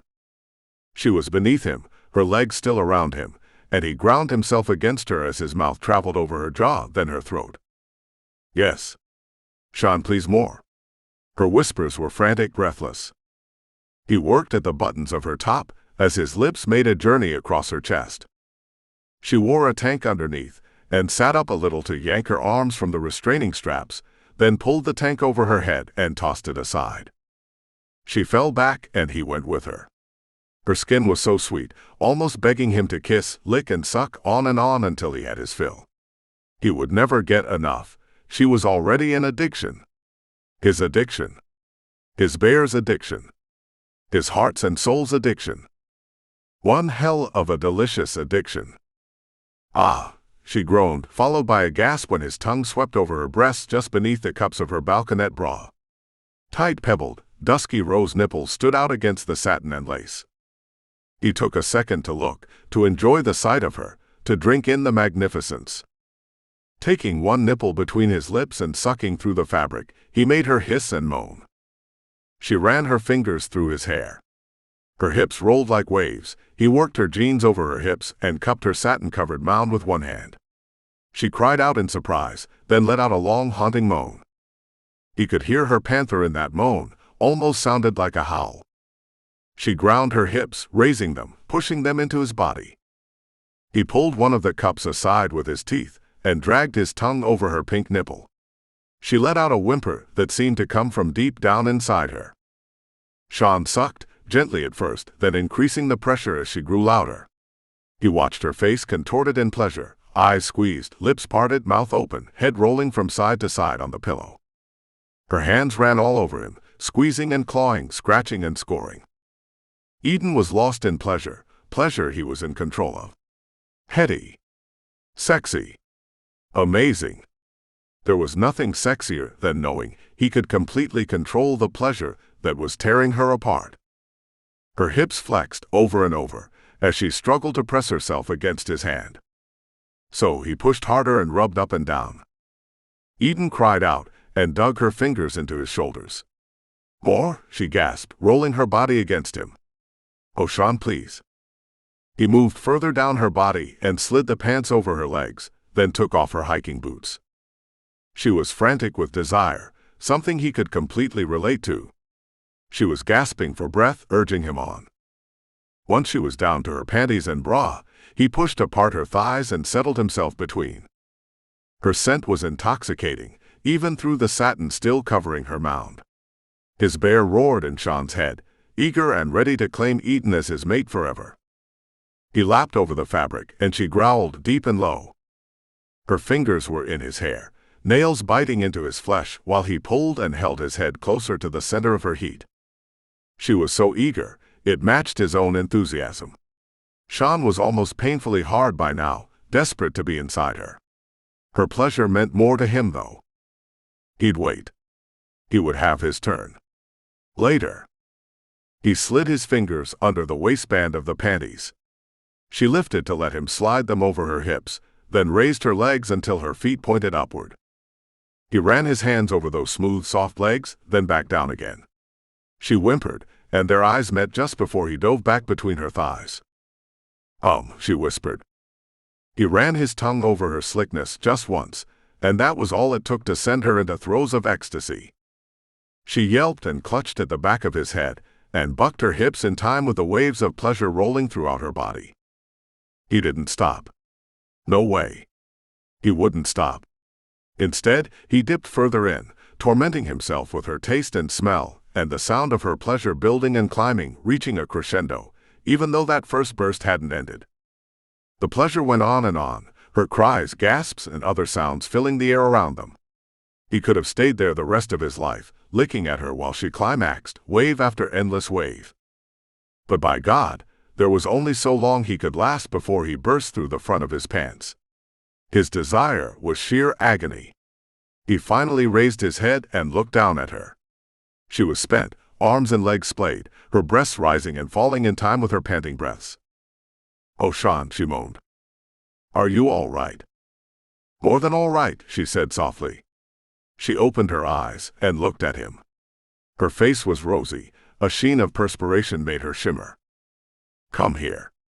She held her arms out, and he advanced, lowering his body over hers. His straining hardness was so close to her, pressing against her through his pants, he couldn't stand it. Her hand slid beneath the fabric his shirt and pulled it over his head. He watched her face closely and saw the way her eyes widened when she looked at him, tracing her fingertips over his shoulders, his arms, his chest and abs.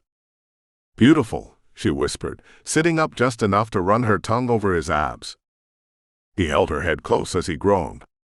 Her hands worked at his buckle, his zipper, then pulled the waistband down enough to free him. "Fuck," he hissed as her hand closed over his shaft. "Fuck yes, Eden." "So beautiful," she whispered, making tempting circles that teasingly traveled lower and lower on his abs. Sean ran his hands through her thick dark hair, lost in the sensations. When her tongue flicked across the head of his shaft, he groaned and held her hair more fiercely. "Back," he grunted, pushing her onto the bed. She wrapped her legs around him without saying a word, and he positioned himself against her seconds before pushing into her slickness. She cried out when he entered her. He groaned and held her tightly, filling her. She was perfect. Their bodies fit together as if made for each other.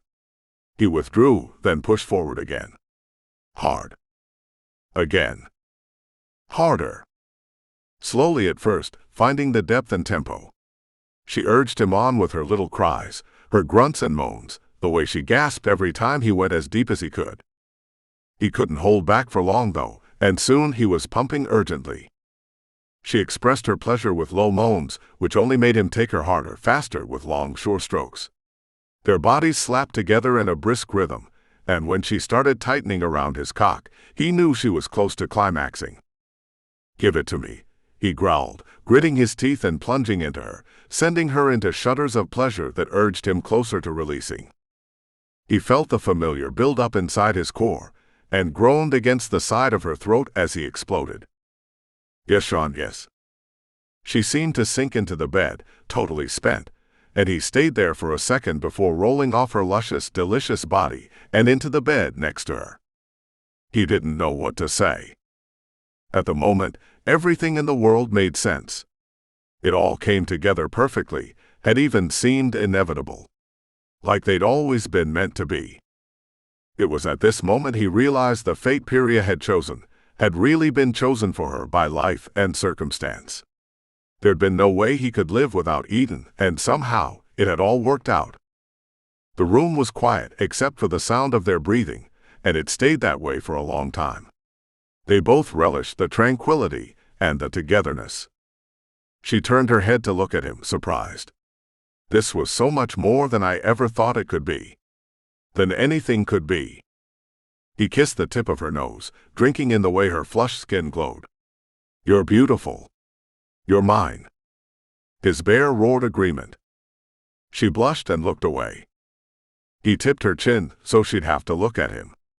"I mean it. Sean, I never thought I'd have something like this. I didn't think this existed." "I know." "Same." He covered one of her hands with his. "Beyond perfection." Epilogue. Eden and Sean took a long, leisurely tour of Europe, one that lasted 3+ weeks, and now they'd finally reached the end of the tour and were outside of a nondescript and unassuming cottage at the base of the Carpathian Mountains. There they'd secured a ride to a monastery that the order had control of so Eden could speak to the monks. She had so many questions. They'd be leaving in the morning, but for now, had been given a private cottage in the back of the property, and Eden was pacing the room. "You're here. It's time to relax. Now you'll get the answers you've been looking for." She smiled at him. "I know. Do you have any idea how much I love you? I know that if it's like my love for you, it can't be measured." He pulled her closer until she was pressed against the hardness between his legs. Just the feel of it took her breath away, and their kiss deepened. His fingers worked at the buttons of her top while she worked at his. Nothing in the entire world mattered as much as getting their clothes off and being together then and there. She pulled her arms from the sleeves and wrapped them around him again once she had him down to his t-shirt. With his arms still around her, he stood and took her with him. He pushed her back against the wall and she gasped, his mouth still moving over hers. He took both of her wrists in one of his big hands, then used the other to trace a path down the inside of her bare arm. When he pinned her wrists above her head, she shivered in anticipation. "When did you want to tell me?" Sean tucked a lock of her hair behind her ear. "Tell you? You don't know?" "Sean." She squealed, half in frustration. "Stop playing games." His expression grew somber. "About the baby." Eden did a double take. "No way." He looked at her, a confused expression on his face. "One of the monks I talked to yesterday said that I shouldn't be worried about Pyria, or my role with the order or anything else for now. He said I'd be busy in a few months." She gasped, then began to jump around as realization hit her. "Oh my God. I'm pregnant. We're pregnant. We're having a baby." He grabbed her in a hug. "Settle down. You don't want the monks to come by to tell us to keep it down. Who knows what they might be thinking this ruckus is about." She slapped him on the arm. "Sean. Behave. They're not going to think that." She paused. "Are they?" He shrugged playfully. "Have they told you your assignment, game plan, or anything?" They'd been with the Order's monks for almost 2 weeks, and though Sean always waited for her patiently on the grounds exploring, she spent her time talking to the monks that had worked with her all those years ago. They mentioned that I could serve as a liaison and a historian, since I don't have an elemental anymore. That I could offer guidance and counsel. And then one mentioned, well, I guess he was talking about the baby. "How'd you know we're expecting? Have you not heard it?" "Heard what?" He put his head on her abdomen. "A heartbeat." I wasn't sure if I was hearing things." "It's a fast heartbeat. Could be a girl. Would that be okay with you?" She bit on her lip, worrying it, hoping he wasn't the kind of guy that got hung up on that kind of thing. She didn't think he was, but realized that she could be surprised. "It'd be great. Are you open to suggestions for names?" She tipped her head closer to his. "What name were you thinking?" "Pyria." Tears sprang to her eyes. "She will be so honored." He kissed her lips. "We owe her. We owe her us." Later that evening, Eden called the family on her laptop to chat with them on the webcam. "Don't tell them about the baby," she cautioned Sean. "I want to surprise them." "Deal." When Circe accepted her call and they appeared on Camden's screen, the mansion's conference room was in the background, making her more homesick than she'd ever been. "God, the last couple months have been a whirlwind." "So when can we see you?" Circe asked. "Missing me already?" Eden laughed. "You look better, sis," Marco said. "I feel better." And she did. Eden had a certain permanent peace about Pyria's decision. Knowing that she was having a baby didn't hurt. "Everyone's here." Marco swiveled the webcam. Jenner and Cedric waved. Next the screen showed Link, Dina, Trista, Tessa, Camden and Tyler. So, Jenner and Cedric decided to visit the Order's Denver headquarters. Interesting that they'd be there. "So what have I missed?" "Nothing," Camden said with a happy air. "It's slow here? No cases, unless you count those of us that are already here." Eden knew she meant Trista and Tessa. "Uncle Marco's going on vacation," Dina announced from off-screen. Eden studied Marco's face. "That's a first for you. You never get away." He nodded. "Jenner and Cedric invited me to hang with them." "You're going with witches?" A couple of male snorts came from off-screen. Marco shook his head. "I think they prefer to be called sorcerers." "Sorry." Eden sing-songed her apology. "Where are you going?" He shrugged and laughed. "Somewhere far away from temperamental elementals and the complications of shifters and hybrids." "Hey," Eden teased. "I resembled that remark." "Not anymore." Circe's lips moved with the words, but Eden recognized Pyria's voice. Eden sobered. "I'm playing." Pyria's voice again. Really? You're happy? I am, Eden confessed. You? Circe's head moved in a nod. So, when are you coming back then? A week. Will you all be there? Eden asked Circe. Except Marco. Where will he be? She looked at Marco. Where are you going? Jenner wants to go to the Bahamas. Cedric's pushing for the Alps. Eden smiled at her big brother. So, ski bunnies or beach bunnies? Those are the two options? He scowled at her. Don't be in such a rush to hook me up, little sis. Just because the three of you aren't single anymore. It's not that bad. Eden looked toward Sean. Is it? Sean joined her in front of the camera. It's not bad at all, Marco. You should give it a shot. You've lost it, man, Marco said with a wink. That love stuff is downright perilous. Thank you for listening. This has been a Shifters Forever Worlds book by L. Thorne. Stay tuned for more episodes. Don't forget to subscribe and to ring the bell to be notified of new releases.